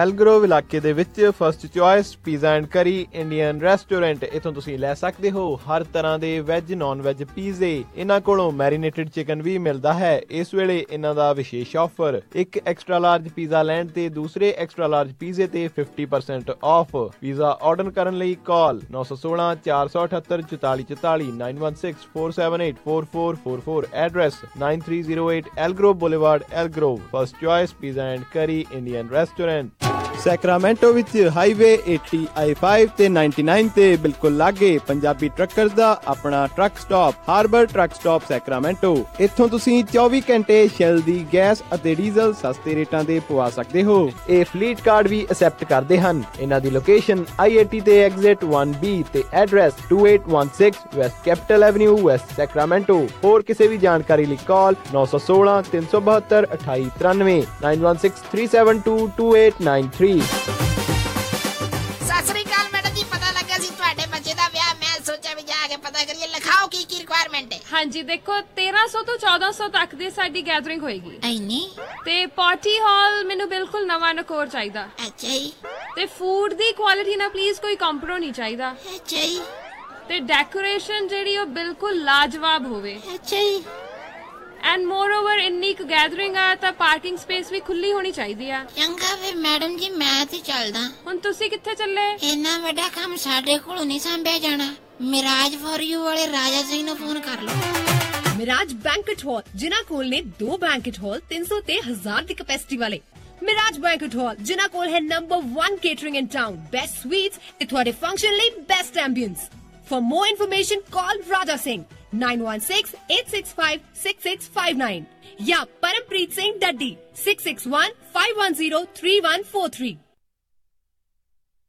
ਜੇ ਇਹ ਅੱਖੀਆਂ ਨਾ ਹੁੰਦੀਆਂ ਤਾਂ ਕਿੱਦਾਂ ਤੇਰਾ ਦੀਦਾਰ ਕਰਦੇ, ਜੇ ਇਹ ਅੱਖੀਆਂ ਨਾ ਹੁੰਦੀਆਂ ਤਾਂ ਕਿੱਦਾਂ ਤੇਰਾ ਦੀਦਾਰ ਕਰਦੇ, ਜੇ ਇਹਨਾਂ ਅੱਖੀਆਂ ਨਾਲ ਅੱਖੀਆਂ ਨਾ ਮਿਲਦੀਆਂ ਤੇ ਦੱਸ ਕਿੱਦਾਂ ਤੈਨੂੰ ਪਿਆਰ ਕਰਦੇ। ਮੈਂ ਹਾਂ ਤੁਹਾਡੀ ਆਪਣੀ ਰਮਨਦੀਪ ਰਿੰਪੀ ਤੇ ਤੁਸੀਂ ਸੁਣਦੇ ਰਹੋ Punjabi radio USA। Punjabi radio USA ਸੁਣ ਰਹੇ ਸਾਰੇ ਸਰੋਤਿਆਂ ਨੂੰ ਇੱਕ ਵਾਰੀ ਫੇਰ ਨਿੱਘੀ ਜੀ ਆਇਆਂ ਨੂੰ। ਸਭ ਦਾ ਸਵਾਗਤ ਹੈ। ਸੋਤੇ ਪ੍ਰੋਗਰਾਮ ਦੇ ਵਿੱਚ ਪ੍ਰੋਗਰਾਮ ਚੱਲ ਰਿਹਾ ਜੀ ਖਬਰ ਤੇ ਨਜ਼ਰ, ਤੇ ਮੇਰੇ ਨਾਲ ਜੁੜੇ ਹੋਏ ਨੇ ਮਿੰਟੂ ਗੁਰਸਰੀਆ ਜੀ ਮਲੋਟ ਸਟੂਡੀਓਜ਼ ਤੋਂ। ਤੇ ਜੇ ਤੁਸੀਂ ਵੀ ਮਿੰਟੂ ਜੀ ਨੂੰ ਹੁਣ ਸਵਾਲ ਪੁੱਛਣਾ ਚਾਹੁੰਦੇ ਹੋ ਤਾਂ ਫੋਨ ਲਾਈਨਸ ਓਪਨ ਨੇ। ਕਾਲ ਕਰਨ ਦੇ ਲਈ ਨੰਬਰ 408 272 5200 4082725200। ਇਸ ਨੰਬਰ ਦੇ ਉੱਤੇ ਕਾਲ ਕਰਕੇ ਤੁਸੀਂ ਇਸ ਪ੍ਰੋਗਰਾਮ ਦੇ ਵਿੱਚ ਹਿੱਸਾ ਲੈ ਸਕਦੇ ਹੋ। ਜਿਹੜਾ ਵੀ ਸਵਾਲ ਤੁਸੀਂ ਮਿੰਟੂ ਜੀ ਨੂੰ ਪੁੱਛਣਾ ਚਾਹੁੰਦੇ ਹੋ ਤੁਸੀਂ ਪੁੱਛ ਸਕਦੇ ਹੋ। ਮਿੰਟੂ ਜੀ, ਜੀ ਆਇਆਂ ਨੂੰ ਇੱਕ ਵਾਰੀ ਫੇਰ ਸਵਾਗਤ ਹੈ ਜੀ। ਸ਼ੁਕਰੀਆ ਜੀ। ਜੀ ਤੇ ਆਓ ਆਪਾਂ ਆਪਣੇ ਜਿਹੜੇ ਸਰੋਤਿਆਂ ਨਾਲ ਗੱਲਬਾਤ ਦਾ ਸਿਲਸਿਲਾ ਸ਼ੁਰੂ ਕਰਦੇ ਹਾਂ। 408 272 5200 ਦੇ ਉੱਤੇ ਕਾਲ ਕਰੋ। ਜਤਿੰਦਰ ਜੀ, ਸਵਾਗਤ ਹੈ, ਜੀ ਆਇਆਂ ਨੂੰ ਜੀ। ਹਾਂਜੀ, ਸਤਿ ਸ੍ਰੀ ਅਕਾਲ ਰਾਜ ਕਰਨਵੀਰ ਜੀ। ਸਤਿ ਸ੍ਰੀ ਅਕਾਲ ਜੀ। ਸਤਿ ਸ੍ਰੀ ਅਕਾਲ। ਸਤਿ ਸ੍ਰੀ ਅਕਾਲ। ਹਾਂਜੀ ਮਿੰਟੂ ਜੀ, ਮੇਰਾ ਇੱਕ ਕੁਐਸਚਨ था कि मैं बोस्टन ਤੋਂ ਬੋਲ ਰਿਹਾ ਕਿ ਇਹ ਜਿਹੜੀ ਸਾਰੀ ਪਾਰਟੀਆਂ ਇਕੱਠੀਆਂ ਹੋ ਕੇ ਮਮਤਾ ਬੈਨਰਜੀ ਹੈ ਜਾਂ ਸਾਰੀਆਂ ਇੱਕ ਬੀਜੇਪੀ ਨੂੰ ਢਾਣੇ ਦੇ ਚੱਕਰ 'ਚ ਲੱਗੀਆਂ ਪਈਆਂ, ਇਹ ਤਾਂ ਮਤਲਬ ਕਿ ਠੀਕ ਨਹੀਂ ਹੈ, ਬੇਇਨਸਾਫੀ ਜਿਹੀ ਹੈ ਨਾ ਇਹ। ਪਰ ਫਿਰ ਵੀ ਇਹਨਾਂ ਨੇ ਜਿੱਤਣਾ ਨਹੀਂ। ਲੋਕੀ ਜਿਹੜੇ ਹੈਗੇ ਆ ਬਹੁਤ ਜ਼ਿਆਦਾ ਸਮਝਦਾਰ ਹੈ। ਉਹ ਕਹਿੰਦੇ ਵੀ ਇੱਕ ਪਾਰਟੀ ਨੂੰ ਹਰਾਉਣ ਵਾਸਤੇ ਸਾਰੇ ਗਿੱਦੜ ਇਕੱਠੇ ਹੋ ਜਾਂਦੇ, ਸ਼ੇਰ ਇਕੱਠੇ ਬਹੁਤ ਹੁੰਦਾ। ਇਹਦੇ ਬਾਰੇ ਕੀ ਤੁਹਾਡਾ ਖਿਆਲ ਹੈ? ਦੇਖੋ, ਅਤੀਤ ਦੇ ਵਿੱਚ ਚਲੇ ਜਾਓ, ਇਹੀ ਸਮਾਂ ਕਦੇ ਭਾਰਤੀ ਜਨਤਾ ਪਾਰਟੀ ਦੇ ਉਲਟ ਸੀਗਾ। ਯਾਦ ਹੈ ਤੁਹਾਨੂੰ, ਜਦੋਂ ਰਾਜੀਵ ਗਾਂਧੀ 400 ਤੋਂ ਉੱਤੇ ਸੀਟਾਂ ਲੈ ਗਿਆ ਸੀਗਾ, ਤਾਂ ਉਦੋਂ ਕੀ ਹੋਇਆ ਸੀਗਾ, ਕਾਮਰੇਡ ਤੇ ਭਾਰਤੀ ਜਨਤਾ ਪਾਰਟੀ ਵਾਲੇ ਬਾਹਰੋਂ ਕਿਹਨੂੰ ਸਮਰਥਨ ਕਰਦੇ ਪਏ ਸੀਗੇ, VP ਸਿੰਘ ਨੂੰ। ਔਰ ਉਸ ਸਮੇਂ ਸਾਰੀਆਂ ਧਿਰਾਂ ਇਕੱਠੀਆਂ ਹੋਈਆਂ ਸਨ ਕਿ ਨਹੀਂ ਹੋਈਆਂ ਸੀਗੀਆਂ। ਔਰ ਉਹਨਾਂ ਦਾ ਮੋਹਰੀ ਕੌਣ ਸੀਗਾ, ਦੇਵੀ ਲਾਲ ਚੌਟਾਲਾ।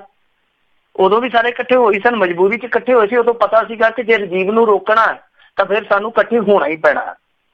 ਉਦੋਂ ਇਹਨਾਂ ਦੀ ਸਮੇਂ ਦੀ ਲੋੜ ਸੀਗੀ। ਉਹਨਾਂ ਨੂੰ ਪਤਾ ਸੀਗਾ ਕਿ ਅਸੀਂ ਇਹਨਾਂ ਨੂੰ ਏਦਾਂ ਨਹੀਂ ਢਾਹ ਸਕਦੇ ਜੇ ਇਕੱਠੇ ਨਾ ਹੋਏ। ਉਦੋਂ ਕਾਮਰੇਡ ਵੀ ਬਾਹਰੋਂ ਆ ਗਏ ਔਰ ਭਾਰਤੀ ਜਨਤਾ ਪਾਰਟੀ ਵਾਲੇ ਵੀ ਬਾਹਰੋਂ ਆ ਗਏ। ਔਰ ਇਸ ਤਰ੍ਹਾਂ ਹੋ ਜਾਂਦਾ ਰਾਜਨੀਤੀ 'ਚ। ਤੁਸੀਂ ਇਸ ਤਜਰਬੇ ਨੂੰ ਅੱਗੇ ਦੇਖ ਚੁੱਕੇ ਹੋ ਤਾਂ ਮੇਰੇ ਖਿਆਲ ਦੇ ਨਾਲ ਅਗਾਊ ਤੌਰ ਤੇ ਤੁਸੀਂ ਇਸ ਤਜਰਬੇ ਨੂੰ ਫੇਲ ਨਹੀਂ ਕਰਾਰ ਦੇ ਸਕਦੇ, ਕਿਉਂਕਿ ਅਤੀਤ ਦੇ ਵਿੱਚ ਇਹ ਸਫਲ ਹੋ ਚੁੱਕਾ ਹੈ। ਜੀ ਜੀ। ਅਗਲੇ ਕਾਲਰ ਨੇ ਲక్ష్మణ ਸਿੰਘ ਜੌਹਲ ਜੀ, ਸਵਾਗਤ ਹੈ। ਸਤਿ ਸ਼੍ਰੀ ਅਕਾਲ। ਹਾਂਜੀ ਸਤਿ ਸ਼੍ਰੀ ਅਕਾਲ ਜੀ ਰਾਜਖਾਨ ਜੀ। ਸਤਿ ਸ਼੍ਰੀ ਅਕਾਲ ਜੀ। ਮੈਟੂ ਜੀ ਸਤਿ ਸ਼੍ਰੀ ਅਕਾਲ ਜੀ। ਸਤਿ ਸ਼੍ਰੀ ਅਕਾਲ। ਹਾਂਜੀ ਮੇਰਾ ਸਵਾਲ ਇਹ ਆ ਵੀ ਵਿਧਾਨ ਸਭਾ ਚੋਣ ਤੇ ਜਿਹੜੇ ਲੋਕਾਂ ਦੇ ਅੱਗੇ ਹਰਾਏ ਹੋਏ ਆ ਜਾਂ ਕਿਸੇ ਨੂੰ ਪਰਿਵਾਰਕ ਬਾਅਦ ਟਿਕਟਾਂ ਨਹੀਂ ਮਿਲੀਆਂ, ਇਹ ਕਾਂਗਰਸ ਦੇ ਸਾਰੇ ਵੱਡੇ ਲੀਡਰ ਆਪਣੇ ਮੋਹਰੀ ਕਤਾਰ ਚ ਇੱਕ ਦੂਜੇ ਮੋਹਰੇ ਟਿਕਟ ਨੂੰ ਫਿਰਦੇ। ਕੀ ਗੱਲ ਇਹਨਾਂ ਨੂੰ ਇੱਥੋਂ ਜੱਚ ਜਾਣਗੇ ਕਿ ਮਿਲ ਜਾਊਗੀ ਕਿ ਨਹੀਂ? ਇਹ ਉਹ ਸਾਰੇ ਅੱਗੇ ਲੋਕਾਂ ਨੇ ਹਰਾਏ ਹੋਏ ਆ ਜਾਂ ਕਿਸੇ ਨੂੰ ਟਿਕਟਾਂ ਨਹੀਂ ਮਿਲੀਆਂ? ਇਹ ਮੇਰਾ ਸਵਾਲ ਹੈ। ਤੁਸੀਂ ਜਿਹੜੀਆਂ 19 ਦੀਆਂ ਇਲੈਕਸ਼ਨਾਂ ਦੀ ਉਹਦੀ ਮੈਨੂੰ ਲੱਗਦਾ ਸਵਾਲ ਸ਼ਾਇਦ ਮੈਨੂੰ ਲੱਗਦਾ ਇਹ ਪੁੱਛਣਾ ਚਾਹੁੰਦੇ ਸੀਗੇ ਵੀ ਜਿਹੜੀਆਂ ਹੁਣ ਸ਼ਾਇਦ MP ਦੀਆਂ ਇਲੈਕਸ਼ਨਾਂ ਆਉਣਗੀਆਂ ਉਹਨਾਂ ਵਿੱਚ ਜਿਹੜੇ ਜੇ ਕੋਈ ਹਾਰੇ ਹੋਏ ਲੀਡਰਾਂ ਨੂੰ ਟਿਕਟਾਂ ਮਿਲਣਗੀਆਂ, ਕੀ ਉਹ ਜਿੱਤਣਗੇ ਕਿ ਹਾਰਨਗੇ? ਇਹ ਸਵਾਲ ਸੀਗਾ ਸ਼ਾਇਦ ਕਾਂਗਰਸ ਨੂੰ ਲੈ ਕੇ। ਦੇਖੋ ਹੋ ਸਕਦਾ ਇਹ ਚੀਜ਼ ਤੇ ਹੁੰਦੀ ਹੈ ਨਾ ਕਿ ਹੇਠਲੇ ਪੱਧਰ ਤੇ ਜਦੋਂ ਸਰਕਾਰ ਹੋਵੇ ਉਹਦਾ ਥੋੜਾ ਬਹੁਤ ਫਰਕ ਹੁੰਦਾ। ਜਿਵੇਂ ਆਪਾਂ ਗੁਰਦਾਸਪੁਰ ਦੀ ਜ਼ਿਮਨੀ ਚੋਣ ਦੇਖੀ ਆ ਤੇ ਜਿਹੜਾ ਉੱਥੇ ਗਿਆ ਸੀ ਕੈਂਡੀਡੇਟ, ਉਹ ਪਹਿਲਾਂ ਫਿਰੋਜ਼ਪੁਰ ਦੀ ਲੋਕ ਸਭਾ ਚੋਣ ਤੋਂ ਵੀ ਹਾਰਿਆ ਸੀਗਾ ਔਰ ਅਬੋਹਰ ਦੀ ਵਿਧਾਨ ਸਭਾ ਚੋਣ ਤੋਂ ਵੀ ਹਾਰਿਆ ਸੀਗਾ। ਲਗਾਤਾਰ 2 ਇਲੈਕਸ਼ਨ ਹਾਰ ਕੇ ਉੱਥੇ ਗਿਆ ਸੀਗਾ ਕਿਉਂਕਿ ਇੱਥੇ ਸਰਕਾਰ ਸੀਗੀ, ਹਵਾ ਇਹਨਾਂ ਦੇ ਹੱਕ 'ਚ ਸੀ। ਸੋ ਬਹੁਤ ਕੁਛ ਹੋ ਜਾਂਦਾ। ਜੇ ਇਹਨਾਂ ਦਾ ਇਹੋ ਹੀ ਸਵਾਲ ਆ ਤੇ ਇਸੇ ਸਵਾਲ ਤੇ ਇਹੋ ਹੀ ਜਵਾਬ ਆ ਕਿ ਅੱਗੇ ਜਾ ਕੇ ਕੀ ਹੋਣਾ, ਉਹਦੇ ਵਿੱਚ ਹਾਲੇ ਮੇਰੇ ਖਿਆਲ ਦੇ ਨਾਲ 13-14 ਮਹੀਨੇ ਪਏ ਆ। ਇੱਥੋਂ ਦੀ ਸਰਕਾਰ ਦੀ ਕਾਰਗੁਜ਼ਾਰੀ ਕਿਸ ਤਰ੍ਹਾਂ ਦੀ ਰਹਿੰਦੀ ਆ ਉਹ ਮੈਟਰ ਕਰੇਗੀ, ਉੱਤੇ ਕਿੱਦਾਂ ਦੀ ਹਵਾ ਬਣਦੀ ਆ ਉਹ ਮੈਟਰ ਕਰੇਗੀ। ਸੋ ਦੇਖਣਾ ਪਊਗਾ, ਹਲੇ ਬਹੁਤ ਕੁਛ ਹੈ ਜਿਹੜਾ ਉਹ ਬਦਲੂਗਾ। ਜੀ ਜੀ। ਅਗਲੇ ਕਾਲਰ ਜੁੜੇ ਨੇ ਆਪਣੇ ਨਾਲ, ਕਮਲ ਜੀ, ਸਵਾਗਤ ਹੈ। ਸਤਿ ਸ਼੍ਰੀ ਅਕਾਲ। ਸਤਿ ਸ਼੍ਰੀ ਅਕਾਲ ਭਾਜੀ। ਸਤਿ ਸ਼੍ਰੀ ਅਕਾਲ ਭਾਜੀ। ਮੈਂ ਖਿਲਾੜੀ ਕਮਾਲ ਬਾਰੇ ਪੁੱਛਣਾ ਸੀਗਾ। ਪਹਿਲਾਂ ਉਹ ਝੂਠੇ ਸਾਧ ਨੂੰ ਜਿਹੜੀਆਂ ਮਾਫੀਆ ਦੀਵਾਨ ਚ ਵੀ ਮੋਹਰੇ ਸੀਗਾ ਤੇ ਹੁਣ ਜਿਹੜੀ ਗੁਰੂ ਨਾਨਕ ਦੇਵ ਜੀ ਦੀ ਫਿਲਮ ਆ ਰਹੀ ਹੈ ਉਹਦੇ ਵਿੱਚ ਹੀ ਮੋਹਰੇ ਹੈ ਤੇ ਇਹ ਅੱਗੇ ਇੰਟਰਨੈਸ਼ਨਲ ਦੀ ਹੁਣ ਕੀ ਹੈ, ਨੈਸ਼ਨਲ ਖਿਲਾੜੀ ਬਣਨਾ ਚਾਹੁੰਦਾ। ਇਹਦੇ ਬਾਰੇ ਮਾੜਾ ਦੱਸੋ ਇਹਨੂੰ, ਇਹ ਕੀ ਕਰ ਰਿਹਾ? ਜੀ ਇਹ ਤੇ ਨੈਸ਼ਨਲਿਸਟ ਖਿਡਾਰੀ ਹੈ। ਤੁਸੀਂ ਨੈਸ਼ਨਲ ਖਿਡਾਰੀ ਨਾ ਆਖੋ, ਨੈਸ਼ਨਲਿਸਟ ਖਿਡਾਰੀ ਹੈ ਜੀ। ਸੋ ਇਹਦਾ ਵਾਕਿਆ ਜਿਹੜੀ ਗੱਲ ਤੁਸੀਂ ਕਹੀ ਹੈ ਨਾ, ਮੈਂ ਕੱਲ ਕਿਸੇ ਹੋਰ ਮੰਚ ਤੇ ਸੀਗਾ ਤੇ ਉੱਥੇ ਵੀ ਮੈਂ ਗੱਲ ਕੀਤੀ ਸੀਗੀ। ਮੈਂ ਕਿਹਾ ਕਿ ਇੱਕ ਇਸ ਗੱਲੋਂ ਮੈਂ ਹੈਰਾਨ ਹੋਇਆ ਕਿ ਬੀਬੀ ਜਗੀਰ ਕੌਰ ਜਾ ਕੇ ਉੱਥੇ ਕਰਾਈ ਰਿਲੀਜ਼ ਮਹਾਰਾਸ਼ਟਰ ਦੇ ਵਿੱਚ ਪੋਸਟਰ, ਤੇ ਦੂਜੀ ਇਸ ਗੱਲੋਂ ਹੈਰਾਨਗੀ ਹੋਈ ਕਿ ਉੱਥੇ ਅਕਸ਼ੇ ਕੁਮਾਰ ਸੀਗਾ। ਅਕਸ਼ੇ ਕੁਮਾਰ ਇਸ ਫਿਲਮ ਦੇ ਵਿੱਚ ਐਕਟਿੰਗ ਨਹੀਂ ਕਰਦਾ ਪਿਆ, ਫਿਰ ਕੀ ਆ? ਇੰਨਾ ਟਾਈਮ ਕੱਢ ਕੇ ਇੰਨਾ ਵੇਲਾ ਤੇ ਹੈ ਨੀ ਗਾ ਕਿ ਉਹ ਕਿਸੇ ਫਿਲਮ ਦੀ ਪ੍ਰਮੋਸ਼ਨ ਕਰਦਾ ਫਿਰ ਫ੍ਰੀ ਦੇ ਵਿੱਚ, ਤਾਂ ਕੁਛ ਨਾ ਕੁਛ ਮਾਜ਼ਰਾ ਤੇ ਹੈ। ਹੁਣ ਸਮਝ ਤੂੰ ਪਰੇ ਦੀ ਗੱਲ ਹੈ, ਕੀ ਉਹਦਾ ਪੈਸਾ ਲੱਗਾ, ਕੀ ਉਹਦਾ ਵਿੱਚ ਇਸ ਮਾਮਲੇ 'ਚ ਦਖਲ ਆ, ਸਮਝ ਤੋਂ ਪਰੇ ਦੀ ਗੱਲ ਹੈ। ਪਰ ਚਲੋ ਜੋ ਮਰਜ਼ੀ ਆ, ਇੱਕ ਵਾਰੀ ਇਸ ਫਿਲਮ ਦਾ ਵਿਵਾਦ ਹੈ ਜਿਹੜਾ ਉਹ ਟਲਿਆ, ਖਤਮ ਤੇ ਨਹੀਂ ਹੋਇਆ ਮੇਰੇ ਖਿਆਲ ਦੇ ਨਾਲ। ਪਰ ਉਹ ਜੇ ਦੇਖੋਗੇ ਤੁਸੀਂ ਟ੍ਰੇਲਰ, ਮੇਰੇ ਖਿਆਲ ਦੇ ਨਾਲ ਉਹ ਟ੍ਰੇਲਰ ਹੀ ਇਤਰਾਜ਼ਯੋਗ ਆ। ਜੇ ਤੁਸੀਂ ਉਹ ਦੇਖੋਗੇ ਨਾ ਤਾਂ ਬਹੁਤ ਕੁਛ ਆ ਜਿਹਦੇ ਵਿੱਚ ਇਤਰਾਜ਼ਯੋਗ ਹੈ, ਕਿਉਂਕਿ ਕੁਛ ਲੋਕ ਉਦਾਰਵਾਦੀ ਕਹਿੰਦੇ ਆ ਕਿ ਏਦਾਂ ਨਹੀਂ ਏਦਾਂ ਹੋਣਾ ਚਾਹੀਦਾ, ਏਦਾਂ ਨਹੀਂ ਏਦਾਂ ਹੋਣਾ ਚਾਹੀਦਾ। ਮੈਂ ਕਹਿੰਦਾ ਕਿ ਕਿਸੇ ਦੀ ਵੀ ਆਸਥਾ, ਕਿਸੇ ਦੀ ਵੀ ਭਾਵਨਾ ਜੁੜੀ ਆ। ਜਿਹੜੀ ਫਿਲਮ ਪਦਮਾਵਤੀ ਦਾ ਰੌਲਾ ਪਿਆ ਸੀ ਉਦੋਂ ਵੀ ਅਸੀਂ ਇਹੋ ਗੱਲ ਆਖੀ ਸੀਗੀ ਕਿ ਫਿਲਮ ਦੀ ਸਕਰੀਨਿੰਗ ਹੋ ਜਾਣੀ ਚਾਹੀਦੀ ਆ, ਵੇਖ ਲੈਣਾ ਚਾਹੀਦਾ। ਜੇ ਕੋਈ ਇਤਰਾਜ਼ਯੋਗ ਚੀਜ਼ ਹੈਗੀ ਹੈ ਤਾਂ ਉਹਨਾਂ ਦਾ ਇਤਰਾਜ਼ ਦੂਰ ਕਰਨਾ ਚਾਹੀਦਾ ਔਰ ਉਸ ਤੋਂ ਬਾਅਦ ਜੇ ਉਹ ਰੋਕਦੇ ਆ ਤੇ ਫਿਰ ਉਹਨਾਂ ਨੂੰ ਰੋਕਣਾ ਚਾਹੀਦਾ। ਜੀ ਜੀ ਜੀ। ਅਗਲੇ ਕਾਲਰ ਆਪਣੇ ਨਾਲ ਜੁੜੇ ਨੇ ਜੋਗਿੰਦਰ ਸਿੰਘ ਜੀ, ਸਵਾਗਤ ਹੈ। ਸਤਿ ਸ਼੍ਰੀ ਅਕਾਲ ਜੀ। ਸਤਿ ਸ਼੍ਰੀ ਅਕਾਲ ਜੀ। ਇਹ ਮੈਂ ਹੈ ਨਾ ਤੁਹਾਨੂੰ 4 ਹਫ਼ਤੇ ਪਹਿਲਾਂ ਕਾਲ ਕੀਤੀ ਸੀ ਤੇ ਮੈਂ ਇੱਕ ਸਵਾਲ ਕੀਤਾ ਸੀ ਮਿੰਟੂ ਜੀ ਨੂੰ ਵੀ ਅਮਰੀਕਾ 'ਚ ਪ੍ਰਸ਼ਾਸਨ ਕਾਹਦੇ ਕਹਿੰਦੇ ਤੇ ਇੰਡੀਆ ਸਰਕਾਰ ਕਾਹਦੇ ਕਹਿੰਦੇ ਆ, ਤੇ ਮਿੰਟੂ ਜੀ ਕਿਹਾ ਸੀ ਵੀ ਮੈਨੂੰ ਇੱਕੋ ਗੱਲ ਲੱਗਦੀ ਆ ਤੇ ਤੁਸੀਂ ਉਹ ਗੱਲ ਹਾਸੇ 'ਚ ਪਾਤੀ ਸੀ ਵੀ ਅਮਰੀਕਾ ਵਾਲੇ ਉਲਟਾ ਚੱਲਦੇ ਆ ਹਰ ਗੱਲ ਦੇ ਵਿੱਚ। ਪਰ ਅੱਜ ਮੈਂ ਤੁਹਾਨੂੰ ਇਹ ਕਲੈਰੀਫਾਈ ਕਰਨਾ ਚਾਹੁੰਦਾ ਤੇ ਬੇਨਤੀ ਵੀ ਕਰਨੀ ਚਾਹੁੰਦਾ, ਪ੍ਰਸ਼ਾਸਨ ਤੇ ਸਰਕਾਰ 'ਚ ਬਹੁਤ ਫਰਕ ਆ। ਸਰਕਾਰ ਮਾਲਕ ਹੁੰਦੀ ਆ, ਪ੍ਰਸ਼ਾਸਨ ਬਦਲਦੇ ਆ। ਸਰਕਾਰਾਂ ਵੀ ਬਦਲਦੀਆਂ ਹੀ ਆ ਜੀ। ਇਹਨੂੰ ਉੱਥੇ ਦੇ ਲੀਡਰਾਂ ਦੇ ਦਿਮਾਗ ਵਿੱਚ ਇਹ ਗੱਲ ਪਾਉਣੀ ਪੈਣੀ ਆ ਵੀ ਇੰਡੀਆ ਦੇ ਵਿੱਚ ਤੁਹਾਡਾ ਪ੍ਰਸ਼ਾਸਨ ਆ, ਸਰਕਾਰ ਨਹੀਂ। ਜਿੱਦਾਂ ਅੱਜ ਤੋਂ ਕਿੰਨਾ ਚਿਰ ਪਹਿਲਾਂ ਸੁਖਬੀਰ ਬਾਦਲ ਕਹਿੰਦਾ ਕੋਈ ਨਾ ਹੁਣ 5 ਸਾਲ ਇਹਨਾਂ ਨੂੰ ਰਾਜ ਕਰ ਲੈਣ ਦਿਓ, ਮੁੜ ਕੇ ਅਸੀਂ ਕਰਾਂਗੇ, ਆਪਾਂ ਫੇਰ ਕਰਨਾ ਆ।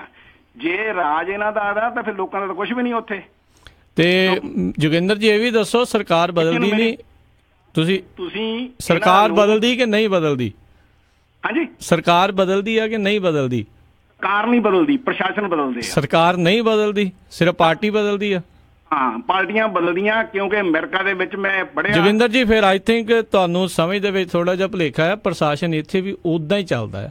ਜਿਹੜੇ ਰੂਲ ਆ, ਜਿਹੜਾ ਸੰਵਿਧਾਨ ਆ, ਉਹ ਤਾਂ ਨਹੀਂ ਆ ਵੀ ਜਿਹੜੀ ਕੋਈ ਨਵੀਂ ਸਰਕਾਰ ਆ ਰਹੀ ਆ ਜਾਂ ਨਵਾਂ ਕੋਈ ਪ੍ਰਸ਼ਾਸਨ ਆ ਰਿਹਾ ਉਹਨੇ ਨਵੇਂ ਜਿਹੜੇ ਸੰਵਿਧਾਨ ਲਿਖ ਕੇ ਲੈ ਆਉਣਾ, ਨਹੀਂ। ਉਹਨਾਂ ਨੇ ਸੰਵਿਧਾਨ ਦੇ ਮੁਤਾਬਕ ਹੀ ਚੱਲਣਾ। ਹਾਂ, ਜਿਨ੍ਹਾਂ ਦੀ ਨੀਤ ਕਿੱਦਾਂ ਦੀ ਆ ਉਹ ਜਿਹੜੀ ਜ਼ਰੂਰ ਫਰਕ ਪੈਂਦਾ ਆ। ਤੁਸੀਂ ਇਸ ਚੀਜ਼ ਨੂੰ ਹਾਸੇ 'ਚ ਨਹੀਂ ਟਾਲਿਆ, ਇਹ ਫਰਕ ਹੈਗਾ ਆ। ਤੁਸੀਂ ਇਹ ਚੀਜ਼ ਨੂੰ ਦੇਖੋ, ਇੱਥੇ ਜਿਹੜਾ ਉਸ ਨੂੰ ਐਡਮਿਨਿਸਟ੍ਰੇਸ਼ਨ ਕਿਹਾ ਜਾਂਦਾ ਹੈ, ਉੱਥੇ ਜਿਹੜਾ ਉਸ ਨੂੰ ਸਰਕਾਰ ਕਿਹਾ ਜਾਂਦਾ ਆ।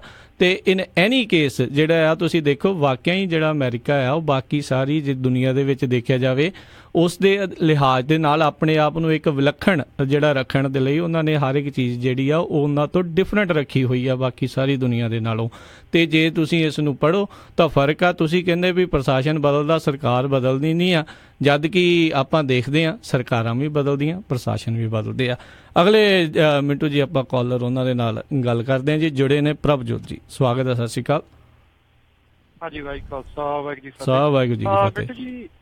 ਹਾਂਜੀ ਮਿੰਟੂ ਜੀ, ਇੱਕ ਗੱਲ ਦੱਸੋ ਕਿ ਜਿਵੇਂ ਆਪਾਂ ਕੋਰਟ ਕੇਸ ਦੀ ਗੱਲ ਕੀਤੀ ਸੀ, ਦਲੇਰ ਮਹਿੰਦੀ ਵਾਲੀ ਜਾਂ ਕੋਈ ਹੋਰ ਹਾਈ ਪ੍ਰੋਫਾਈਲ ਹੁੰਦਾ, ਉਹ ਸਜ਼ਾ ਭਾਵੇਂ ਜਿੰਨੀ ਮਰਜ਼ੀ ਹੋ ਜਾਏ ਤੇ ਜਾਂਦੇ ਸਾਰ ਜਮਾਨਤਾਂ ਵੀ ਹੋ ਜਾਂਦੀਆਂ ਤੇ ਉਹਨਾਂ ਦੇ ਸਜ਼ਾ ਵੀ ਸਟੇ ਹੋ ਜਾਂਦੀ ਹੈ।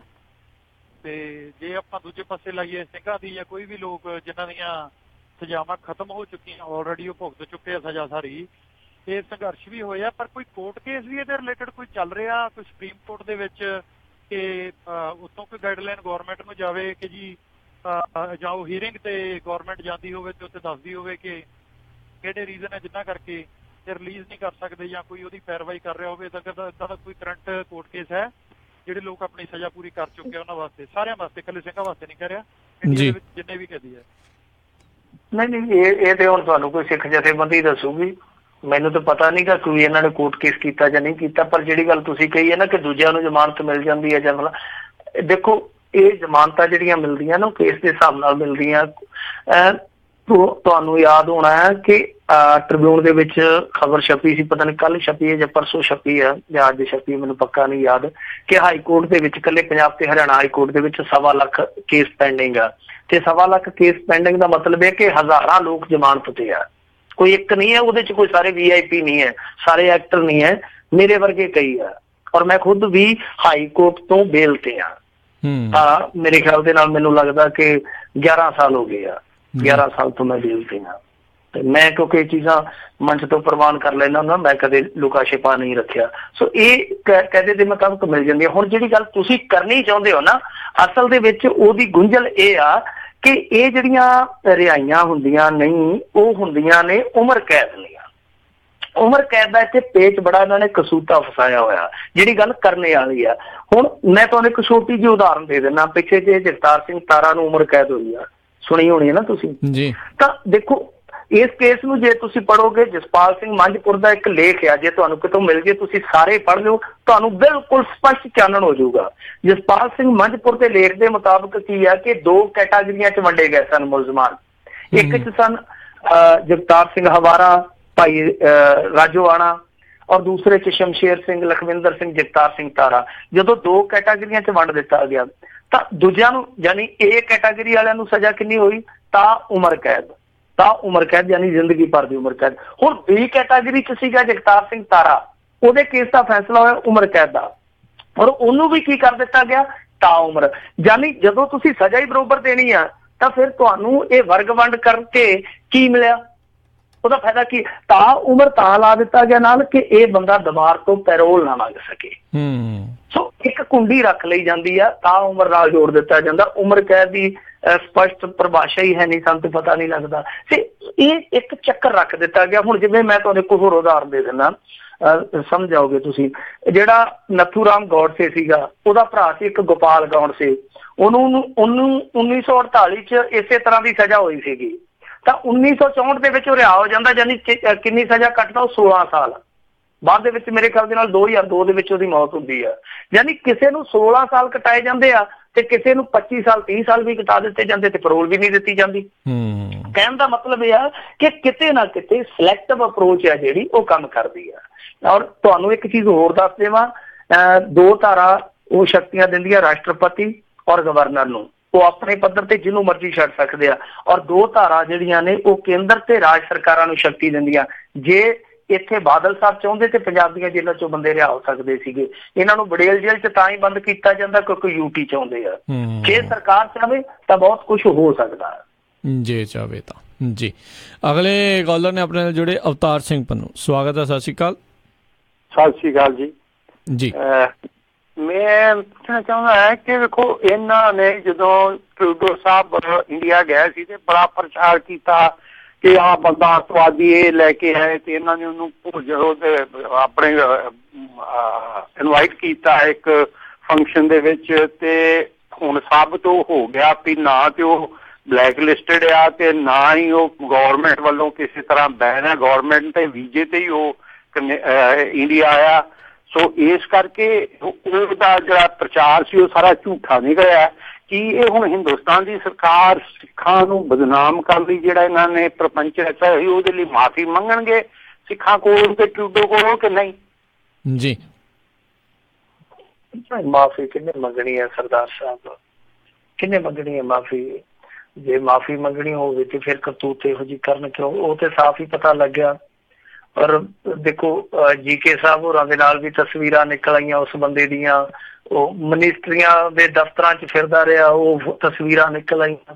ਇੱਥੋਂ ਤੱਕ ਕਿ ਜਿਹੜਾ ਸਾਡਾ ਇੱਥੋਂ ਦਾ ਵਿਦੇਸ਼ ਰਾਜ ਮੰਤਰੀ ਹੈ ਸਾਬਕਾ ਜਨਰਲ ਵੀਕੇ ਸਿੰਘ, ਉਹਨੇ ਕਿਹਾ, ਕਹਿੰਦਾ ਕਿ ਦੇਖੋ ਜੀ, ਇਹ ਜਿਹੜੀ ਦੇਸ਼ ਵਿਰੋਧੀ ਇੱਕ ਭਾਵਨਾ ਹੈ, ਇਹ ਭਾਵਨਾ ਜਦੋਂ ਭਾਵਨਾ ਖਤਮ ਹੋ ਜਾਂਦੀ ਹੈ ਅਸੀਂ ਉਹਨੂੰ ਬਲੈਕ ਲਿਸਟ ਚੋਂ ਕੱਢ ਦਿੰਦੇ ਆ। ਤੇ ਹੁਣ ਇਹ ਪਤਾ ਨਹੀਂ ਕਿਹੜੇ ਪੈਰਾਮੀਟਰ ਨਾਲ ਚੈੱਕ ਕਰਦੇ ਆ ਕਿ ਇਹਦਾ ਜਨਮ ਹੋ ਗਿਆ ਹੁਣ ਦੇਸ਼ ਵਿਰੋਧੀ ਭਾਵਨਾ ਦਾ ਤੇ ਹੁਣ ਇਹ ਫੌਤ ਹੋ ਗਈ ਹੈ। ਇਹਨਾਂ ਨੂੰ ਪਤਾ ਕਿਵੇਂ ਲੱਗਦਾ? ਸੋ ਕਹਿੰਦੇ ਜੀ ਇਹ ਜਿਹੜਾ ਆਇਆ ਸੀਗਾ ਬੰਦਾ, ਉਹ ਸ਼ਖਸ ਪਹਿਲਾਂ ਦੇਸ਼ ਵਿਰੋਧੀ ਭਾਵਨਾ ਰੱਖਦਾ ਸੀਗਾ, ਹੁਣ ਉਹਦੀ ਭਾਵਨਾ ਮਰ ਚੁੱਕੀ ਆ, ਆਪਾਂ ਚੈੱਕ ਕਰ ਲਿਆ, ਆਪਾਂ ਉਹਨੂੰ ਬਲੈਕ ਲਿਸਟ ਚੋਂ ਕੱਢ ਦਿੱਤਾ। ਤੇ ਜੇ ਤੁਸੀਂ ਕੱਢਿਆ ਸੀਗਾ ਤਾਂ ਉਦੋਂ ਰੌਲਾ ਜਦੋਂ ਪਿਆ ਸੀਗਾ, ਮੀਡੀਆ ਜਦੋਂ ਗੱਡੀਆਂ ਚੁੱਕ ਕੇ ਇਹ ਕੂੜ ਪ੍ਰਚਾਰ ਕਰਦਾ ਪਿਆ ਸੀ, ਤੇ ਇਹਨਾਂ ਦਾ ਹੱਕ ਬਣਦਾ ਸੀਗਾ ਵਿਦੇਸ਼ ਮੰਤਰਾਲੇ ਦਾ, ਕਿਉਂਕਿ ਦੇਖੋ ਕੋਈ ਵੀ ਮਤਭੇਦ ਹੋਵੇ, ਉਸ ਸਮੇਂ ਟਰੂਡੋ ਜਿਹੜਾ ਉਹ ਇੱਕ ਸਟੇਟ ਗੈਸਟ ਸੀਗਾ, ਤਾਂ ਇਹਨਾਂ ਦਾ ਹੱਕ ਬਣਦਾ ਸੀਗਾ ਉਸ ਕੂੜ ਪ੍ਰਚਾਰ ਤੇ ਲਗਾਮ ਲਾਉਂਦੇ ਅੱਗੇ ਹੋ ਕੇ ਕਿ ਭਾਈ ਇਹਨੂੰ ਵੀਜ਼ਾ ਲੀਗਲ ਢੰਗ ਦੇ ਨਾਲ ਦਿੱਤਾ ਗਿਆ ਔਰ ਇਹ ਬੰਦਾ ਕਿਸੇ ਵੀ ਬਲੈਕ ਲਿਸਟ ਦੇ ਵਿੱਚ ਸ਼ਾਮਲ ਨਹੀਂ ਆ। ਹੱਕ ਇਹਨਾਂ ਦਾ ਬਣਦਾ ਸੀਗਾ। ਜੀ ਜੀ ਜੀ, ਤੇ ਅਗਲੇ ਜਿਹੜੇ ਮਿੰਟੂ ਜੀ ਕਾਲਰ ਉਹਨਾਂ ਨਾਲ ਗੱਲ ਕਰਦੇ ਆ, ਜੁੜੇ ਨੇ ਜਗਜੀਤ ਸਿੰਘ ਜੀ, ਸਵਾਗਤ ਹੈ। ਸਤਿ ਸ਼੍ਰੀ ਅਕਾਲ। ਸਤਿ ਸ਼੍ਰੀ ਅਕਾਲ ਵੀਰ ਜੀ, ਦੋਨਾਂ ਵੀਰਾਂ ਨੂੰ ਸਤਿ ਸ਼੍ਰੀ ਅਕਾਲ ਜੀ। ਸਤਿ ਸ਼੍ਰੀ ਅਕਾਲ ਜੀ। ਮਿੰਟੂ ਜੀ ਪੁੱਛਣਾ ਸੀਗਾ, ਜਿਹੜਾ ਪੰਜਾਬ ਵਿਧਾਨ ਸਭਾ ਦੇ ਵਿੱਚ ਹੋਇਆ, ਚਾਹੇ ਉਹ ਅਕਾਲੀ ਮਨਪ੍ਰੀਤ ਬਾਦਲ ਸੀਗਾ, ਲਾ ਲਓ ਸੁਖਬੀਰ ਬਾਦਲ, ਮਜੀਠੀਆ, ਸਿੱਧੂ, ਰਾਣਾ ਤੇ ਖਹਿਰਾ, ਇਹ ਆਪਸ ਵਿੱਚ ਗਾਲੋ ਗਾਲੀ ਵੀ ਹੋਇਆ, ਘਰ ਦੇ ਭੇਤ ਵੀ, ਘਰ ਦੀਆਂ ਗੱਲਾਂ ਵੀ, ਲੋਕਾਂ ਸਾਹਮਣੇ ਪਾਰਲੀਮੈਂਟ ਦੇ ਵਿੱਚ ਜੋ ਗੰਦ ਖਿਲਾਰਿਆ ਉਹਦੇ ਨਾਲ ਕਿੰਨਿਆਂ ਕੁ ਲੋਕਾਂ ਨੂੰ ਨੌਕਰੀ ਮਿਲੀ ਆ, ਕਿੰਨਿਆਂ ਕੁ ਦੇ ਕਰਜ਼ੇ ਮਾਫ ਹੋ ਗਏ, ਕਿੰਨਿਆਂ ਨੂੰ ਖੂਨ ਮਿਲ ਗਏ, ਕਿੰਨੇ ਕੁ ਖੁਦਕੁਸ਼ੀਆਂ ਵਾਲੇ ਮੁੜੇ ਆਏ। ਇੱਕ ਸੀਗਾ ਜੀ, ਪਹਿਲਾਂ ਆਪਾਂ ਦੇਖਦੇ ਹਾਂ ਅਜਾਇਬ ਘਰ ਦੇ ਵਿੱਚ ਵੀ ਮਾਸਟਰ ਤਾਰਾ ਸਿੰਘ ਦੀ, ਚਾਹੇ ਉਹ ਤਲਵੰਡੀ ਆ, ਚਾਹੇ ਟੌੜਾ ਸਾਹਿਬ ਸੀ, ਉਹਨਾਂ ਦੀ ਪਿਕਚਰ ਲੱਗੀ ਹੁੰਦੀ ਆ। ਜਿਹੜਾ ਸ਼੍ਰੋਮਣੀ ਅਕਾਲੀ ਦਲ ਦਾ ਪ੍ਰਧਾਨ ਆ ਉਹਦੇ ਹੱਥ 'ਚ ਕਿਰਪਾਨ ਹੁੰਦੀ ਆ।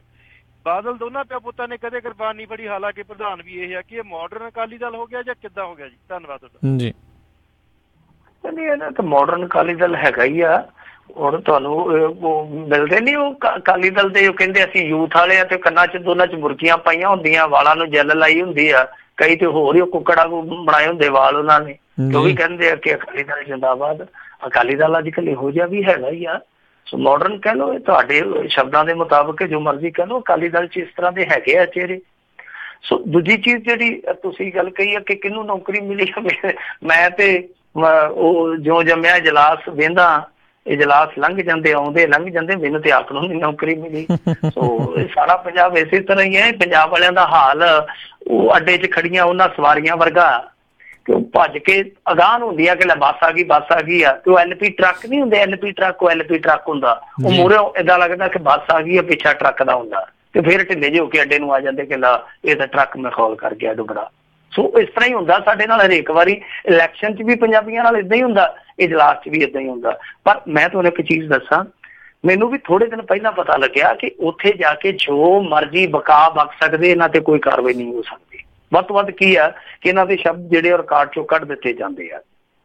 ਮੈਨੂੰ ਇਹ ਲੱਗਦਾ ਕਿ ਇਹ ਜਿਹੜੇ ਚਾਹੇ ਮਨਪ੍ਰੀਤ ਬਾਦਲ ਹੋਵੇ, ਚਾਹੇ ਕੋਈ ਹੋਰ ਦੂਜਾ ਤੀਜਾ ਹੋਵੇ, ਜਾ ਕੇ ਆਪਦੀ ਨਿੱਜੀ ਕਿੜ ਕੱਢਦੇ ਆ ਕਿ ਇੱਥੇ ਹੁਣ ਕੋਈ ਕਾਰਵਾਈ ਨਹੀਂ ਹੋਣੀ। ਬਾਹਰ ਤੇ ਅੱਜ ਕੱਲ ਮਜੀਠੀਆ ਕੇ ਮਾਣਾਨੀ ਦਾ ਕੇਸ ਵੀ ਪਾ ਦਿੰਦੇ ਆ, 100 ਉਲਟੇ ਸਵਾਲ ਹੋ ਜਾਂਦੇ ਆ, ਤੇ ਲੈ ਇੱਥੇ ਮੈਦਾਨ ਖੁੱਲਾ, ਇੱਥੇ ਫਿਰ ਆਪਾਂ ਹੁਣ ਇੱਥੇ ਵਾਲੀਏ ਜਿਹੜਾ ਬੱਤਰ ਵਾਇਆ ਜਾਂਦਾ, ਤੇ ਉੱਥੇ ਕੋਈ ਵੀ ਢਿੱਲ ਨਹੀਂ ਕਰਦਾ, ਕੋਈ ਵੀ ਧਿਰ ਉੱਥੇ ਇਹ ਨਹੀਂ ਕਹਿ ਸਕਦੇ ਕਿ ਸਾਊ ਪੋਤਿਆ। ਹਰੇਕ ਧਿਰ ਜਿਹੜੀ ਆ ਉਹ ਆਪਣਾ ਦਾ ਲਾ ਕੇ ਜਾਂਦੀ, ਔਰ ਇਸ ਚੀਜ਼ ਦਾ ਫਾਇਦਾ ਚੁੱਕਿਆ ਜਾਂਦਾ ਕਿ ਇੱਥੇ ਸਾਡੇ ਤੇ ਕੋਈ ਕਾਰਵਾਈ ਨਹੀਂ ਹੋਣੀ, ਦੱਬ ਕੇ ਜਿੰਨਾ ਵੀ ਗੰਦਮੰਦ ਬੋਲਿਆ ਜਾਂਦਾ ਬੋਲ ਦਿਓ।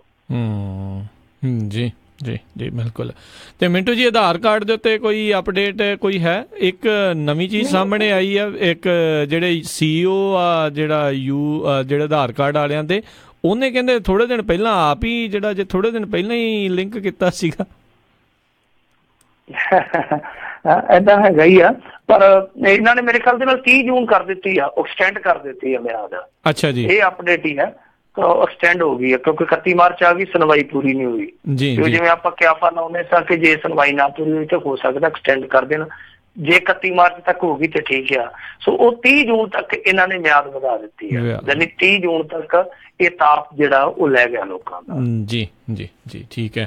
ਤੇ ਮਿੰਟੂ ਜੀ, ਬਹੁਤ ਬਹੁਤ ਤੁਹਾਡਾ ਧੰਨਵਾਦ ਕਰਦੇ ਹਾਂ, ਤੁਸੀਂ ਸਾਡੇ ਨਾਲ ਜੁੜੇ, ਇਹਨਾਂ ਖਬਰਾਂ ਬਾਰੇ ਸਾਨੂੰ ਵਿਸਤਾਰ ਦੇ ਵਿੱਚ ਜਾਣਕਾਰੀ ਦਿੱਤੀਆਂ। ਅਗਲੀ ਵਾਰ ਤੱਕ ਲਈ ਬੜੀ ਮਿਹਰਬਾਨੀ, ਪਿਆਰ ਭਰੀ ਸਤਿ ਸ਼੍ਰੀ ਅਕਾਲ ਜੀ। ਸਤਿ ਸ਼੍ਰੀ ਅਕਾਲ। ਤੇ ਸੋ ਇੱਥੇ ਸਾਡਾ ਅੱਜ ਦਾ ਪ੍ਰੋਗਰਾਮ ਸਮਾਪਤ ਹੈ। ਮਿਲਾਂਗੇ ਤੁਹਾਨੂੰ ਸਾਰਿਆਂ ਨੂੰ ਅਗਲੀ ਵਾਰ, ਉਦੋਂ ਤੱਕ ਲਈ ਇਜਾਜ਼ਤ ਦਿਓ। ਸਾਡੇ ਵੱਲੋਂ ਤੁਹਾਨੂੰ ਸਾਰਿਆਂ ਨੂੰ ਬਹੁਤ ਪਿਆਰ ਸਤਿਕਾਰ ਸਾ। ਨਿੱਕੀ ਜੀ ਸਤਿ ਸ਼੍ਰੀ ਅਕਾਲ। ਜਿਉਂਦੇ ਵਾਸਤੇ ਰਹੋ, ਹੱਸਦੇ ਖੇਲਦੇ ਰਹੋ, ਸੁਣਦੇ ਰਹੋ ਪੰਜਾਬੀ ਰੇਡੀਓ USA।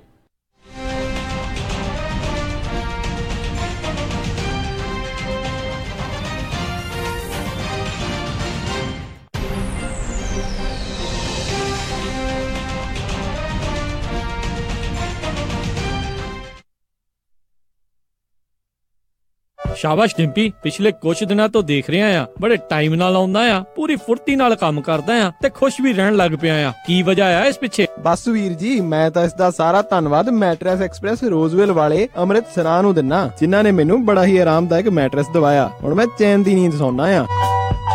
ਮੈਟਰੈਸ ਐਕਸਪ੍ਰੈਸ ਰੋਜ਼ਵਿਲ, ਜਿਨ੍ਹਾਂ ਦੇ ਕੋਲੋਂ high quality mattress wholesale price ਤੇ ਮਿਲਦੇ ਹਨ। ਤੁਸੀਂ ਇੱਥੋਂ Sealy, Simmons, Nature Sleep, gel memory foam, adjustable base ਵਾਲੇ ਗੱਦੇ ਲੈ ਸਕਦੇ ਹੋ।